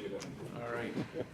Okay, this takes us to a citation and notice of hearing, liquor citation for GHL Inc., doing business as Blue House Korean Barbecue at 1484 Town Line Road. I turn this over to Mr. Lalazerne. Good evening, Mayor and members of the Liquor Commission. As the mayor's indicated, the reason we are here this evening is there was a compliance check conducted by the Mundelein Police Department on March 4th of this year at the Blue Korean Barbecue at 1484 Town Line Road. And with the assistance of a minor, the police officers went in there and the minor was served alcohol without being carded. They were confronted by the officers, and the employee was issued a citation for the sale of alcohol to the minor, and then the mayor's issued the citation to Mr. and Mrs. Little, who are operating GHL Inc., doing business as Blue Korean Barbecue. Mrs. Little was here earlier this evening, much earlier this evening, but had to return home for child care issues. I did talk to Mr. Little, who's present. He is the vice president and one of the managers of the establishment, and we reviewed the history, and his typical what the past practice has been with the commission. We look back about 3 years to see if there's been a violation before we talk about enhanced fines. There's a previous violation in December of 2009. And there's a previous file which they paid a $500 fine without a suspension of their license. There was another violation in April of 2013, which was more than 3 years since the first violation. That was a $500 fine.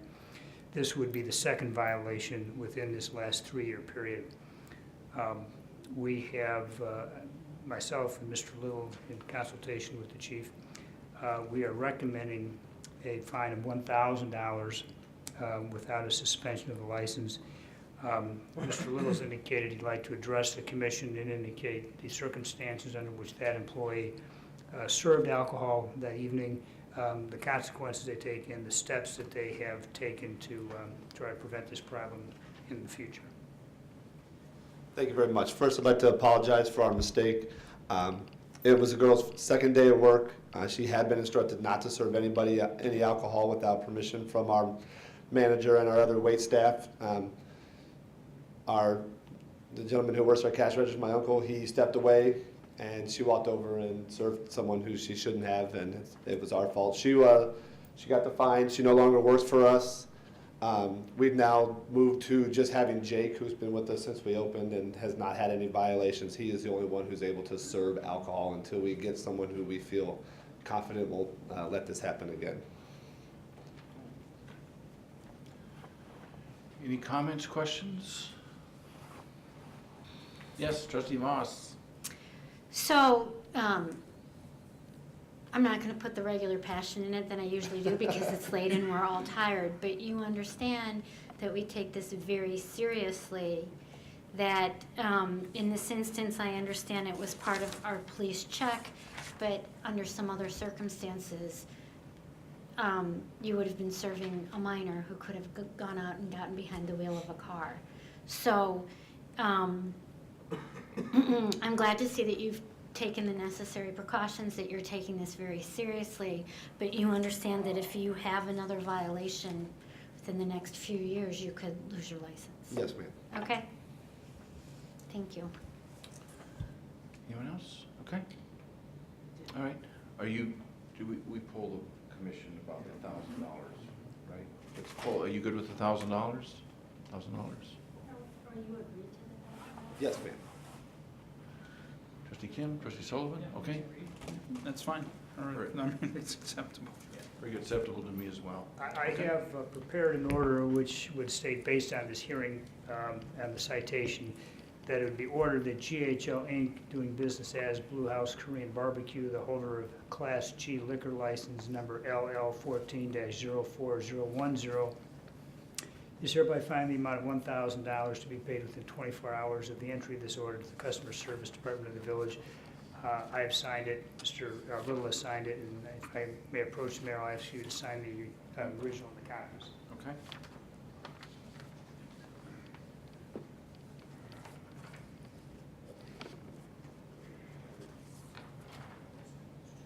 Oh, and then 2 copies, there we go.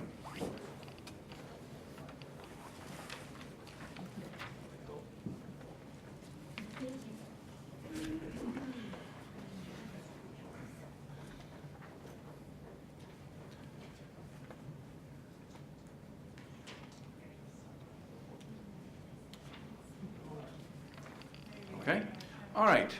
That concludes the items up to adjournment. I need a motion to adjourn the Liquor Control Commission meeting. So moved. Second. Motion by Kim, second by Meyer. Discussion? Clerk, please call the roll. Kim? Yes. Meyer? Yes. Voss? Yes. Sullivan? Yes. Abernathy? Motion carries. That brings us back into the village board meeting in just a second.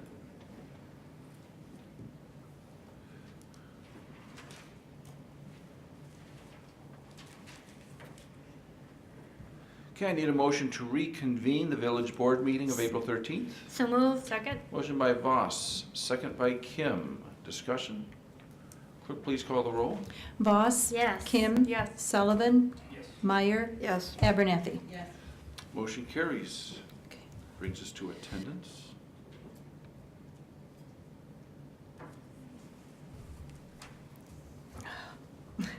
Abernathy? Yes. Kim? Here. What? Okay. Kim. Meyer? Here. Semple? Sullivan? Here. Voss? Here. Very good. That takes us to the part of our board meeting labeled trustee reports. First up is Public Works Committee. Trustee Meyer. Thank you, Mr. Mayor. I don't have anything to report tonight. No motions, nothing on the agenda, Okay, so I'm good. very good. Thank you. Next up, Finance Committee, Trustee Sullivan. Thank you, Mr. Mayor. This evening, we have 2 motions. The first- Mike. Mike, Got it. thank you. Okay. Good morning, by the way. The first is a motion to approve the payment of bills in the amount of $12,788.97. These to AT&T for a number of invoices. I'll make that motion. Motion by Sullivan, Second. second by Voss. Discussion? Clerk, please call the roll. Sullivan? Yes. Voss? Yes. Kim? Yes. Abernathy? Meyer? Abstain. The second motion is in regard to the volume cap. Motion to adopt a resolution authorizing the reservation of the 2015 volume cap of the Village of Mundelein for an unspecified project, and I'll make that motion. Motion by Sullivan, Second. second by Kim. Discussion? Clerk, please call the roll. Sullivan? Yes. Kim? Yes. Voss? Yes. Meyer? Yes. Abernathy? That is all I have tonight, Mr. Mayor. Very good, thank you. Next up, Public Safety Committee, Trustee Abernathy. Yes, thank you very much. I have a note from Chief Shafro, who has to leave. Mike. It keeps going goofy, okay. All right, I have a note from Chief Shasko to tell you a fire report. The blood drive from 9 to 3 is this Saturday at Station Number 1. And the Citizens Fire Academy starts tomorrow night for the next 9 weeks. So we need to let you know about that. And Chief Gunther? Nothing. Short and sweet for us tonight. That's all I have for you. Very good, thank you. Thank you. Next up, Community and Economic Development Committee, Trustee Voss. Thank you, Mr. Mayor. First up is an announcement that the GLMV Relay for Life is having a fundraiser at Tavern on 60 this Saturday from 3 to 10. and Tavern on 60 is donating a portion of this sales during that time period back to the relay. We have several things we're going to move through quickly, hopefully. So the first thing is North Shore Classics are the, okay, that's why you guys are here. You're good, just in case there are any questions, I know that you're here. So, first of all, thanks for being troopers and sticking around. Obviously, you know all our meetings don't run this long. The first thing is a motion to accept the Planning and Zoning Commission minutes and findings of fact, and I will make that motion. Motion by Voss. Second. Second by Kim. Discussion? Clerk, please call the roll. Voss. Yes. Kim. Yes. Abernathy. Meyer. Yes. Sullivan. Yes. Motion carries. Thank you. Next is I'll make a motion to accept the Planning and Zoning Commissioner's recommendations. Second. Motion by Voss, second by Kim. Discussion? Clerk, please call the roll. Voss. Yes. Kim. Yes. Abernathy. Meyer. Yes. Sullivan. Yes. Motion carries. Okay, sorry, you're gonna have to give me 1 second. Okay.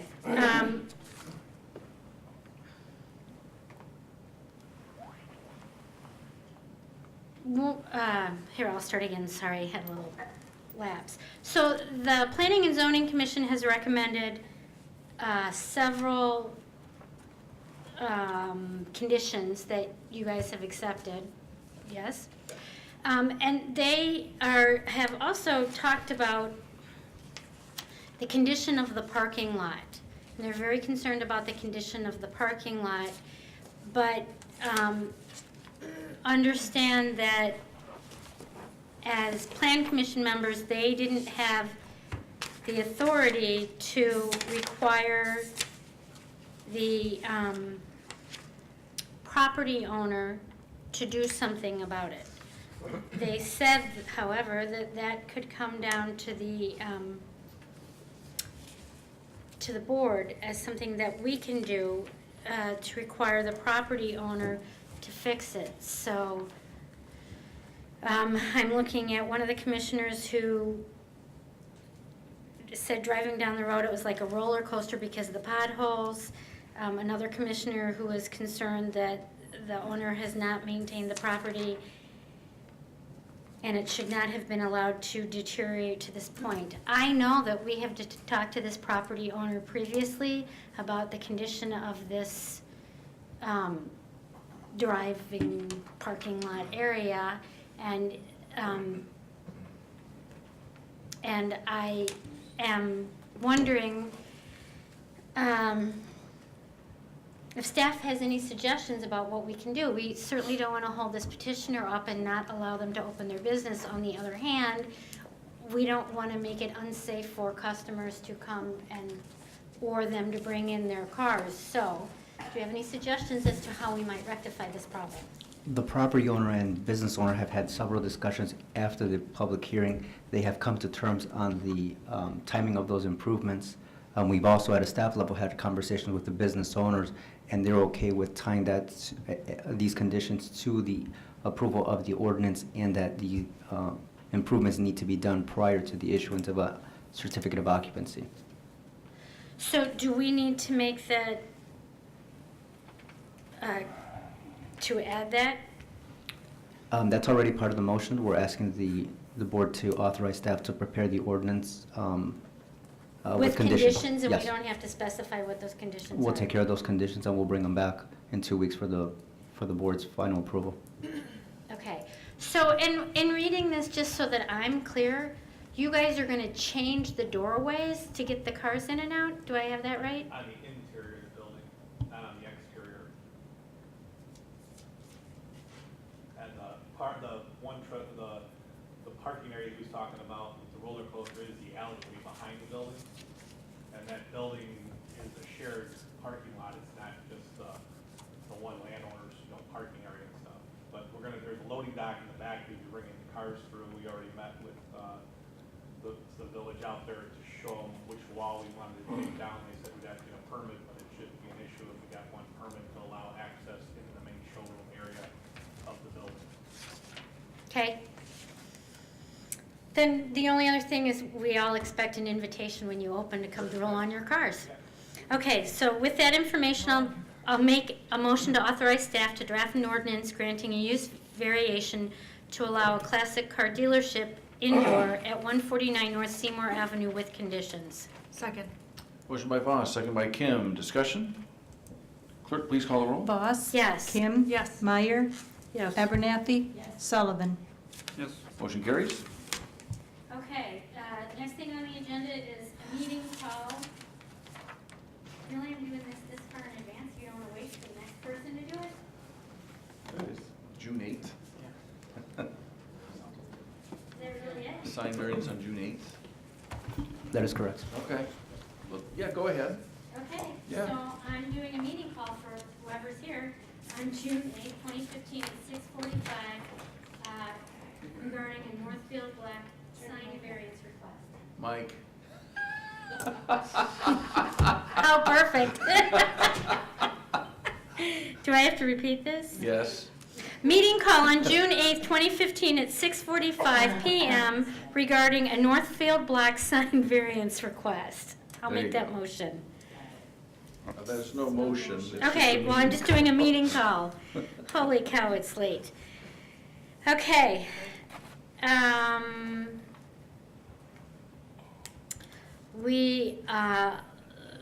motion, so we had a car wash business at 611 South Lake Street that is apparently not doing business anymore. So we need to pass that along to someone else. So I'll make a motion to pass an ordinance approving the transfer of the conditional special use permit to operate a car wash facility on the property located at 611 South Lake Street, Mundelein, Illinois. Second. Motion by Voss, second by Kim. Discussion? Clerk, please call the roll. Voss. Yes. Kim. Yes. Meyer. Yes. Sullivan. Yes. Abernathy. Motion carries. Okie dokie. And last up is regarding the sign ordinance. And I think that everyone who's here was here earlier, so I don't have to do this, but 1, 2, 3, 4, 5, 6, 7, 8. This is our 9th public meeting having to do with this sign ordinance. So I will make a motion to pass an ordinance repealing the existing Mundelein sign ordinance, Title 21 of the Municipal Code of Mundelein, and adopting the new Village of Mundelein sign ordinance to be included as Title 21 of the Municipal Code of Mundelein. Motion by Voss, Second. second by Abernathy. Discussion?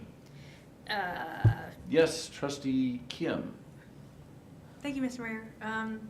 I just wanted to throw in, a little bit of history because, not everyone was here through all those meetings and committees of a whole. From the very beginning, I was in favor of pole signs. I don't think there's anything wrong with them. However, through the diplomatic process that we have, and all these open meetings and feedback forums, in fact, we even tasked the MBA to help us get the news out for business owners to come, that I do have to admit that everything we possibly did happen, and this is the result of everyone's feedback.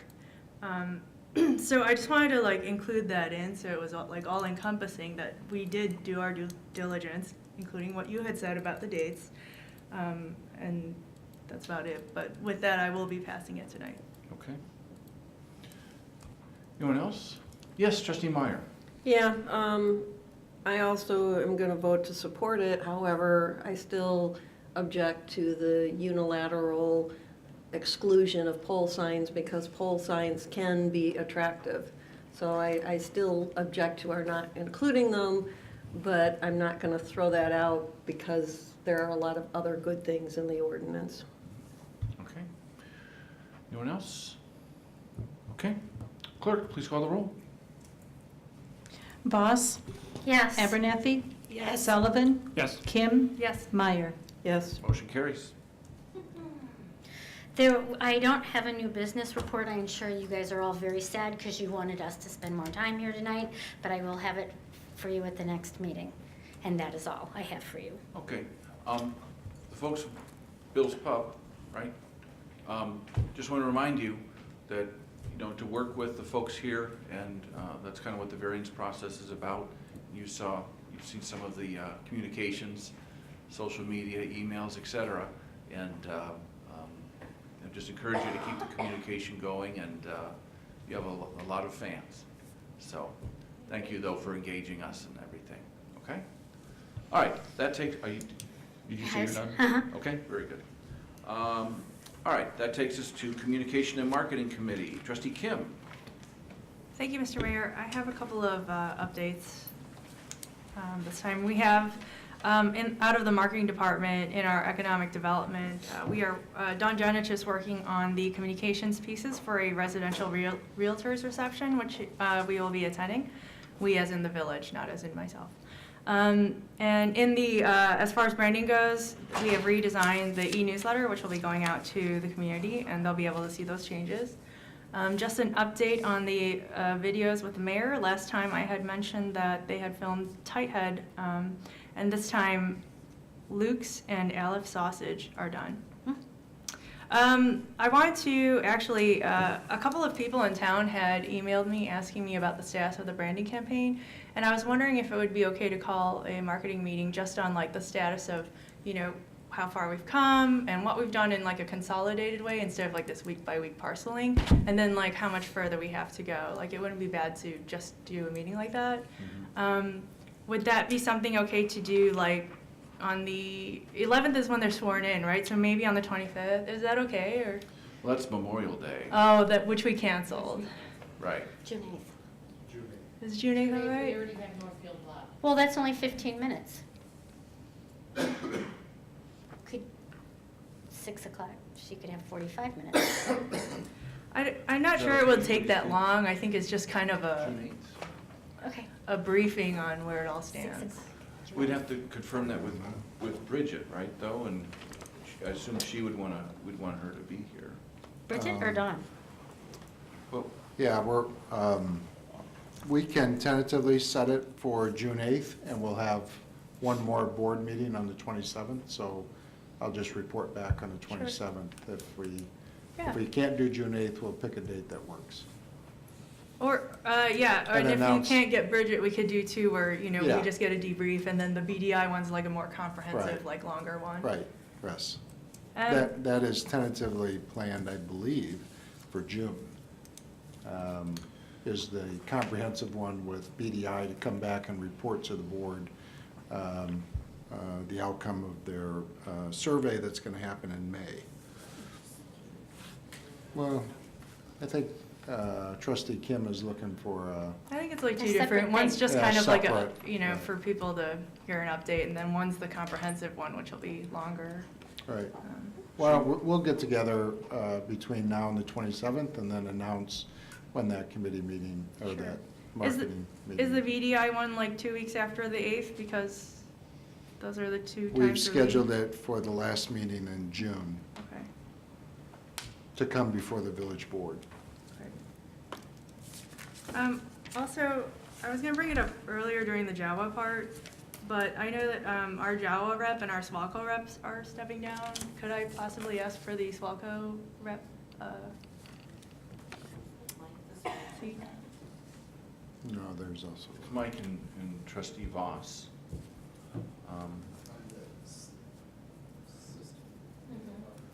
He's the alternate. I've been the rep. You're the rep, it's the alternate. I could save it for other if you wanna do it then. We are still talking about committees and all that, and so as part of that discussion, we're gonna do the Jawa and the Swalco. So, Okay. your request is duly noted, but we're gonna talk about all that All right. as we get the new guys coming in. So you're interested in Swalco? Yes, please. Okay, I'm interested in garbage. there you go. Waste management. Very good. Thank you. That's all I have tonight, Mr. Mayor. Would you want to negotiate the Groot contract next time? Yeah, only as long as she carries my torch. Although I have negotiated, I vote no. Yes. Okay. So you're finished? Yes, I Okay. did. Thank you. Transportation and Infrastructure Committee, Trustee Abernathy. Thank you very much, Mr. Mayor. Okay, I'm going to make it real quick. Construction engineering service agreement. A motion to authorize the mayor and clerk to execute the preliminary construction engineering services agreement for motor fuel tax funds with Gwalt Hamilton Associates Incorporated in the not-to-exceed amount of $93,121. Motion by Abernathy, Second. second by Kim. Discussion? Are these for both design and inspection? What's it for? Just for the construction engineering portion of the part one. The inspection, the design, as the as-built, as being built? Yes. Engineering? Yes. What's the total of the? If you combine the two of them, it's Yeah. roughly $210,000, which Oh, okay, all right, thank you. All right. 200 and about some. 3.8 million, so it's about a 5.5%. Yeah, okay. Anyone else? Clerk, please call the roll. Abernathy? Yes. Kim? Yes. Voss? Yes. Meyer? Yes. Sullivan? Yes. Motion carries. Okay. This is my second motion to authorize the mayor and clerk to execute the preliminary construction engineering services agreement for motor fuel tax funds with Gwalt Hamilton Associates Incorporated in the not-to-exceed amount of $117,754. Motion by Abernathy, Second. second by Meyer. Discussion? Clerk, please call the roll. Abernathy? Yes. Meyer? Yes. Kim? Yes. Sullivan? Yes. Voss? Yes. Motion carries. Okay, let's see, a couple of things. I know I wanted to say April 1st, you can start putting yard waste back outside. So Groot will start picking up yard waste as of April 1st, correct? Yes. Yes. Okay, wanted to make sure, because I know I was getting some of those questions. So, Mr. Boucher, anything else? Yes, we probably want to award those What? 2 construction contracts. Oh, I didn't see that. Oh, my gosh. Sorry, it is awfully late. All right, a motion to, construction contract award and execution. Fiscal year 16 street project part 1. A motion to accept it, all submitted bids. Motion by Abernathy, Second. second by Meyer. Discussion? Clerk, please call the roll. Abernathy? Yes. Meyer? Yes. Kim? Yes. Voss? Yes. Sullivan? Yes. Okay, motion to award a contract to Peter Baker and Sons for the fiscal year 2016 street project part 1. Motion by Abernathy, Second. second by Meyer. Discussion? Clerk, please call the roll.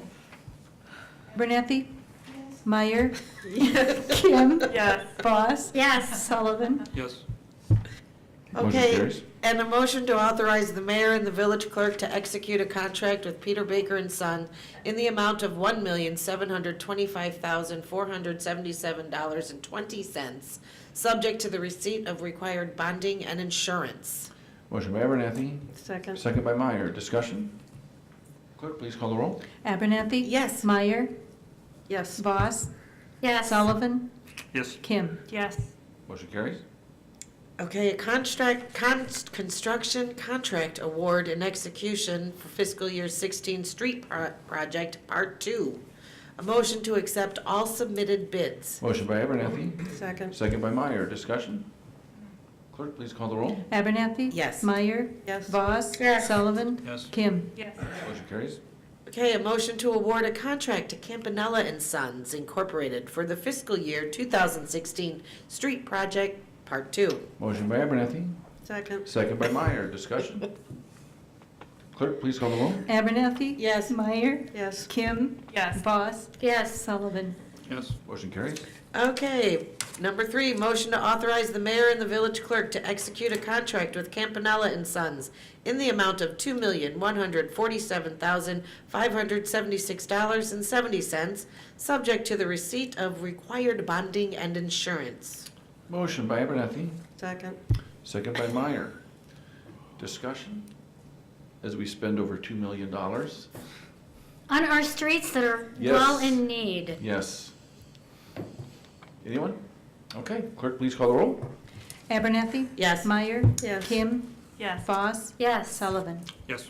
Motion carries. Okay, now to my Groot's picking up April 1st. They started with waste pickup. Adam, Mr. Boucher, do you have anything else to say? Nope. Thank you very much, Mayor. My report is done. Thank you very much, Trustee Abernathy. Moving on to other reports. Item 1 is an amendment number 4 to the Commuter Station Development Agreement. I'd like a motion from a trustee and a second to adopt the resolution approving amendment number 4 to the Commuter Station Development Agreement and authorize the mayor and village clerk to sign the agreement. So moved. Motion by Voss, Second. second by trustee Kim. Discussion. Okay. Clerk, please call the roll. Voss? Yes. Kim? Yes. Meyer? Yes. Sullivan? Yes. Abernathy? Motion carries. This takes us to the omnibus vote item. What? Yep. What? Oh, other reports. Thank you. Okay. First of all, owing to the fact that it's very late, I do have a SWALCO report, but I'm going to give that at the next meeting. That's the first thing. And the second thing is, not exactly a report, but it seems like this is when it should come. There were some trustees who, because of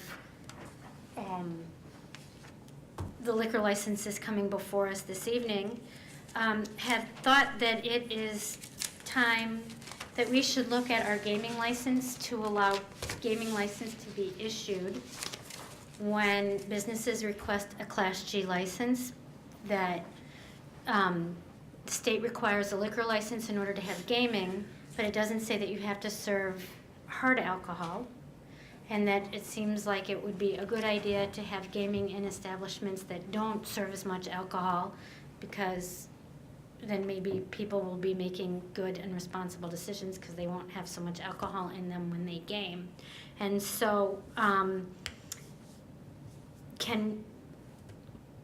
do you need a poll of us so that we could ask staff to bring forth an amended gaming license for on the 27th to include Class G liquor license?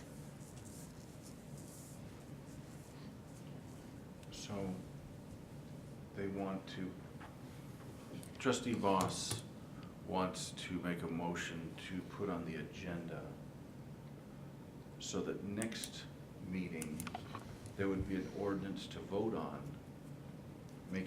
allowing a gaming license for Class G. Mm-hmm. Just have a consensus. A consensus, and then, see, They have to have a restaurant. They have to, well, we don't, the state doesn't,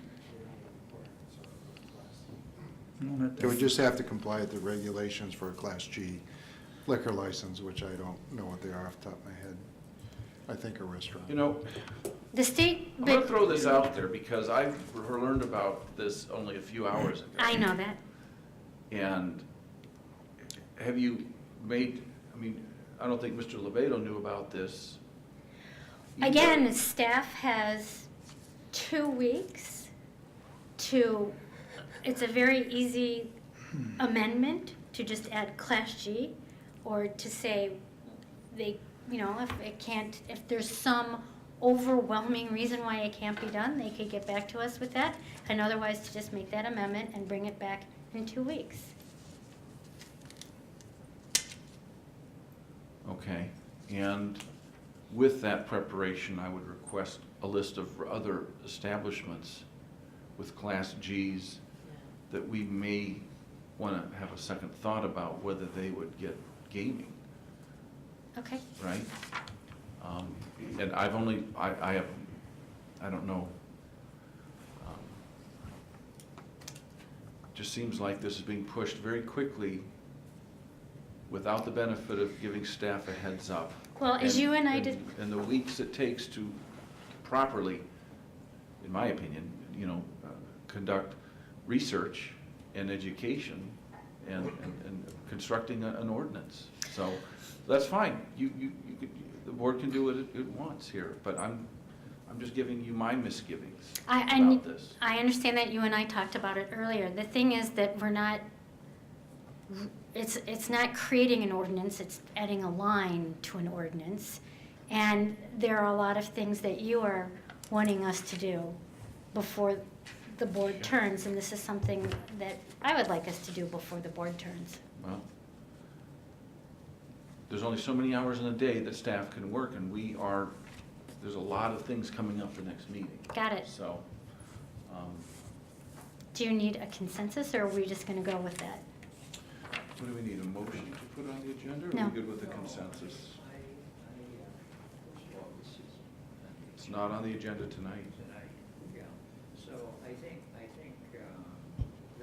that trustee Boss can make that request, and then you have to decide whether or not you want to add it to the agenda. At the next meeting. I have to decide that. Well, if we have 4 trustees who request it, then doesn't he need to comply? No, this is not up for any action tonight. Right. It could have been put on the agenda tonight for consideration, given the fact this is something you wanted to have done tonight. So I think you've made your request. It should be duly noted by the mayor. If there's other trustees who want to join in that request, they can do so. Then it's really up to the mayor whether or not to do it. But one way of handling it is to put on the agenda for the next meeting the request that it then be added to some future. Well, but it'll be their last meeting. I understand that, but I think you've made your request. It should be noted. Other trustees can join in it or not, and the mayor has to decide.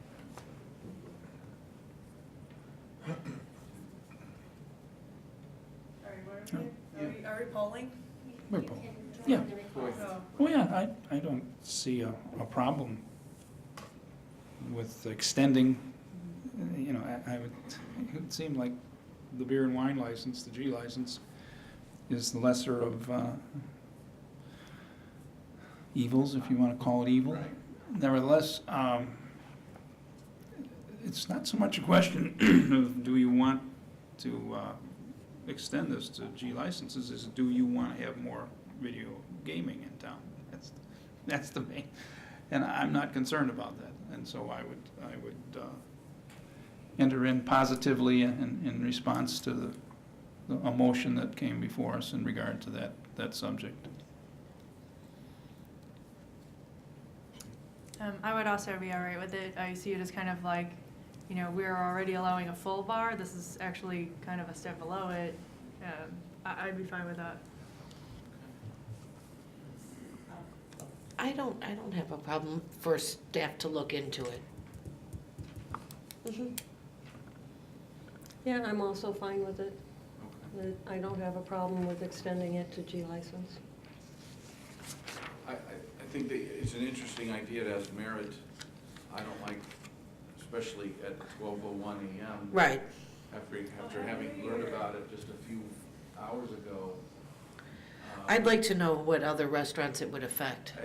I just think we need more time instead of just the 2 weeks leading up to our closing out meeting for us to let staff have some quality research time. I think it has tremendous merit, and I think after the research, I might support it.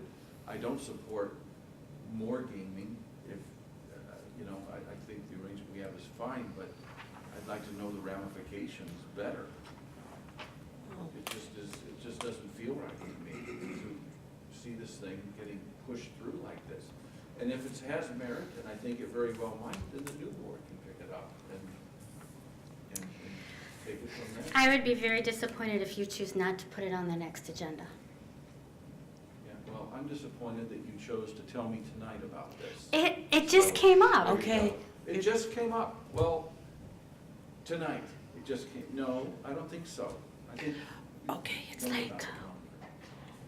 No, I will choose not to do that. Thank you. Anything else under other reports? Okay. Moving on, scheduled business, omnibus vote items, ordinance regulating, okay, we have items 1, 2, 3, 4, and 5. Does any trustee wish to pull any of these 5 items?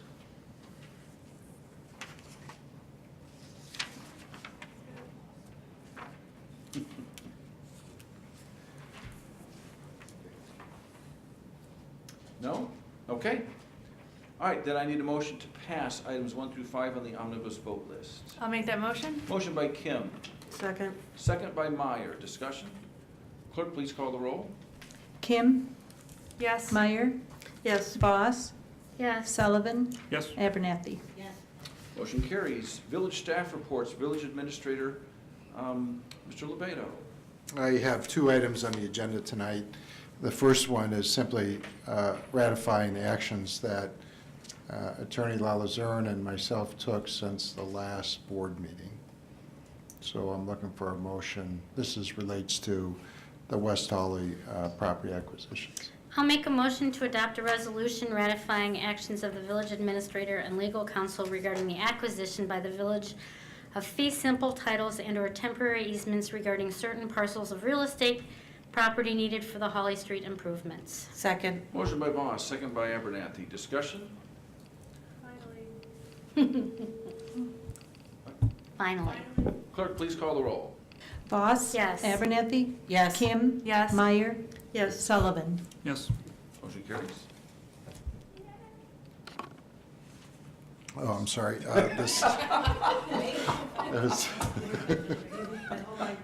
I have second item. The second item is Weston Solutions. This relates to an amendment to the redevelopment agreement and the office lease that we have. Our attorney, special counsel, Mr. Matt Norton, is here tonight if there's any questions.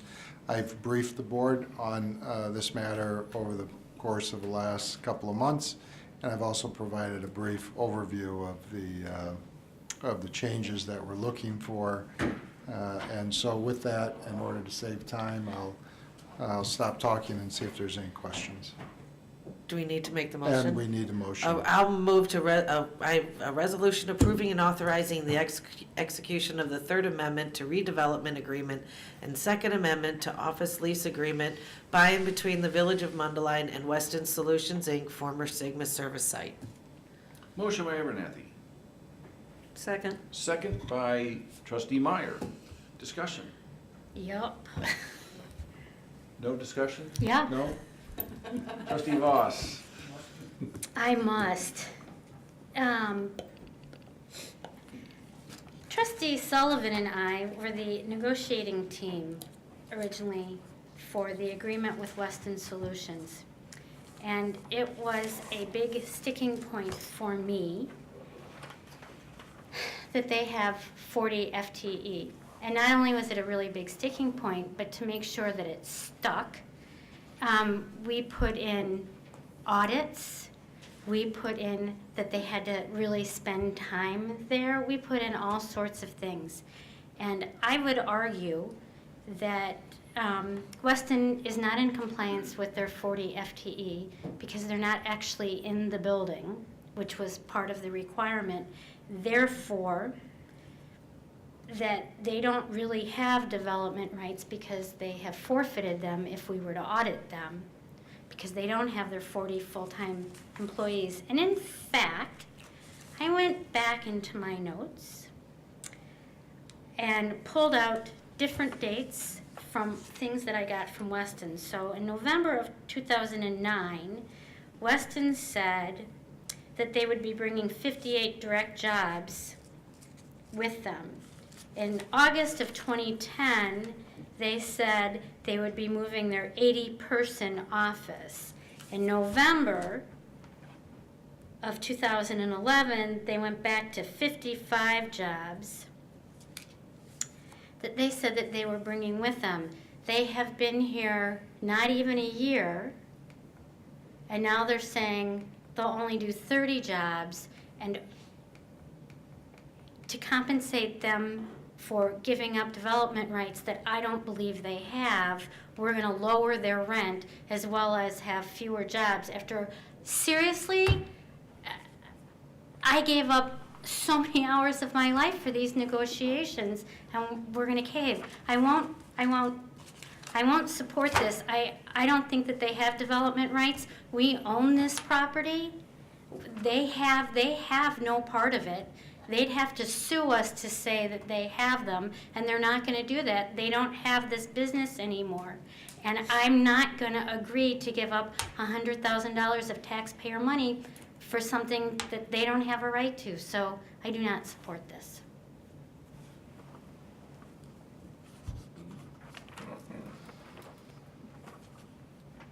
Anyone else?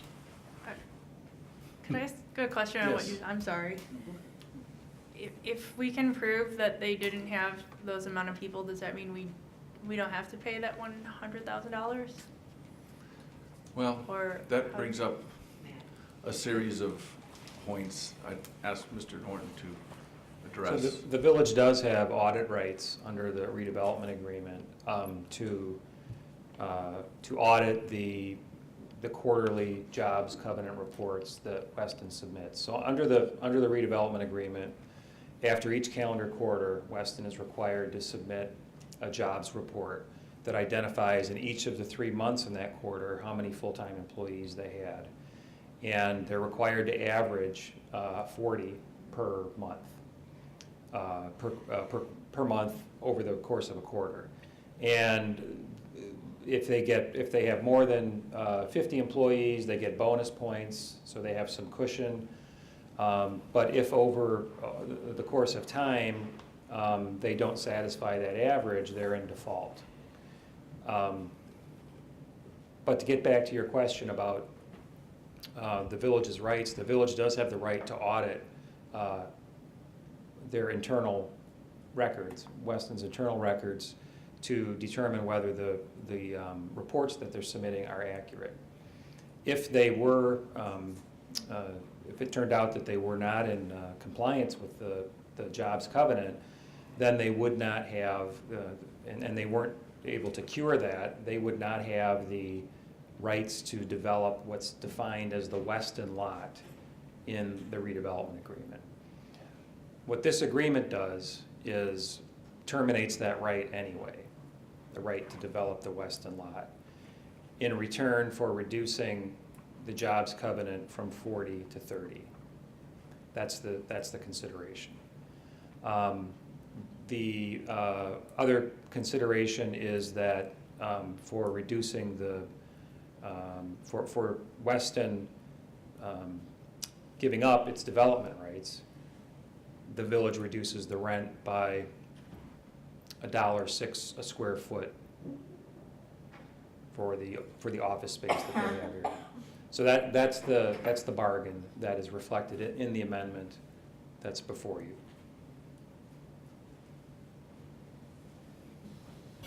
So, sorry, so does that mean if they didn't have the set number of people, like, does that kind of null and void everything, or?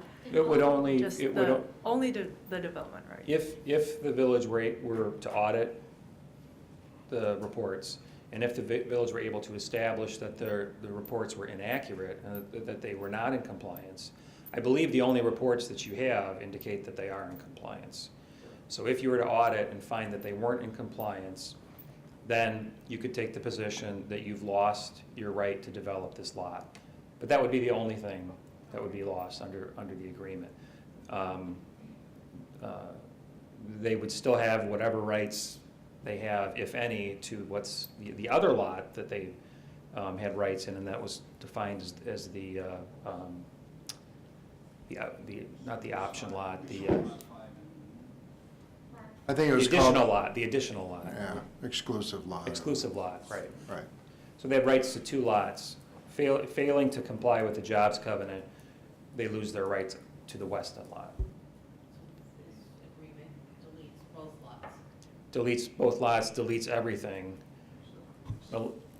And, except the lease, and then it also says that we have documentation that they did comply with the employees.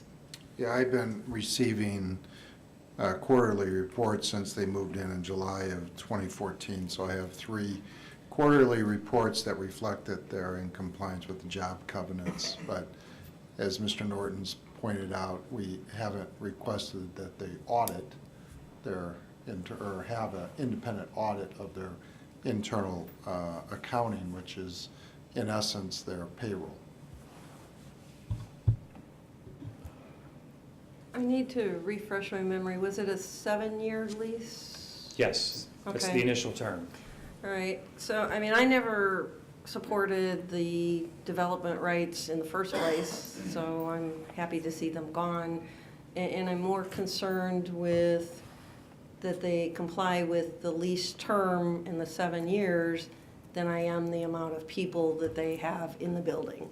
If they have 1 person in the building for those 7 years, to me, you know, they're still paying and complying to the lease. And that's what I'm more concerned about rather than shortening that lease. To Trustee Voss's point regarding the employees, the contention that they aren't in compliance, is there anything in the contract that requires them to be present in the building, specific to, but, you know, when we talk with them, you know, they have several people that are apparently out in the field. That's They're a consulting firm. They need their people to be out in the field making the company money as consultants. They travel. So, but yet they're showing that they're... To be an employee in the building, that has to be their principal place of, you know, where they're housed essentially by the company. They don't have to be there every day, 8 hours a day. There's no requirement like that, but it does have to be their principal place of employment. So even if they're on the road 3 weeks out of the month, as long as this is their base for one of those weeks? Yeah, I mean, the agreement doesn't get into that level of detail, but I think that's a fair reading. Okay. Actually, I apologize because my printer ran out of ink as I was trying to go back and find my notes, because this is a particular bone of contention for me, that we had several meetings that were specifically about this issue, and that I have notes that Weston clearly understood that to be considered an FTE here, that they had to spend a certain amount of time here, and so 3 weeks on the road wasn't going to qualify them. That didn't get expressed in the agreement, apparently. I think that it was, you're right, that somehow in the end of the agreement, that part didn't get in, but I had been assured by Weston that they understood that we wanted those bodies here, that we needed the bodies to encourage restaurants and retail to be here. And so I, silly perhaps me, expected them to live up to their word. Okay. Anyone else? Yes, Trustee Sullivan. I certainly agree with Trustee Voss in regard to the fact that there perhaps has been a reneging on the part of the full-time employment understanding that we entered into, even though they probably are paying at least 40 employees at this location. They really aren't physically in place as full-time employees in the building. That said, I think one of the reasons they got the Weston lot, well, it was the second lot. It was to some extent in regard to full-time equivalent employee levels. That's now lost because of other failure on their part. But this Weston lot, besides providing us an opportunity to do something with it that will be lost if Weston is in control of it, we still have a full-time equivalent commitment. And I think at this time that lot is probably priced less, the lowest amount that it ever will be. Continuing on with giving Weston control of it is just going to allow that lot, as the developments occur, that lot will just appreciate substantially. And if we ever have to buy it out, in the future, or anybody has to buy it out, it is going to present a bit of a challenge financially. I like two things. I'd like to get control of that lot, and I'd like to see something happen on it. And I think both those things we're fairly well assured of by getting it back and getting control of it. And so I'm willing to swallow that pill that Trustee Voss has presented and approve the motion. Okay. So, Yes. just one more quick question. So then, if we agree to this, then Weston does not have development rights for any of the property in this, That's correct. okay. Which also frees them up for development, that they're not gonna sit there waiting or anything, so, And no person other than the village has rights at that point. okay. So, and again, I never supported the development rights in the first place, so I'm there. Anyone else? Yes, Trustee Kim. May I just ask, in a bit of history, is this the agreement that was like super, super heated and almost didn't happen? No, was it Weston? Like a higher amount of employees was wanted and then that was like this point of contention, so then it was lowered? There were many points of contention. There were a lot of, this was. Don't even try. It was a long process, and the mayor reminded me that it took me an hour and a half to explain to him some of the, I can't say that word. Okay, you can use that one. Some of the ins and outs of the intricacies there, of this agreement and of the hundreds, literally, of hours that Trustee Sullivan and I spent negotiating this. Yeah, thank you. I guess the most important thing regarding the changes that are being made is that the only change in that lease is the amount paid annually to us on a per square footage basis. Right. I mean, we are not relieving Weston of any other obligations under that lease. And that goes back to 20 if they default on the 30 FTE covenant. Yeah, all right. Okay. Clerk, please call the roll. Come on. Abernathy. Yes. Meyer. Yes. Kim. Yes. Sullivan. Yes. Voss. Nope. We're good. It passes, okay. Okay, you're done? I am done with my report. Okay. Village Attorney, Mr. Marino. Yeah, there's no executive session tonight, by the way. Okay. Village Clerk? At the next meeting, we will have the presentation of the abstract of votes from the consolidated election. Okay, thank you. Any other business? Okay, that brings us to the motion to adjourn. Motion by Abernathy. Second by Voss. All in favor say aye. Aye. All opposed, same sign. Thank you very much. We are adjourned.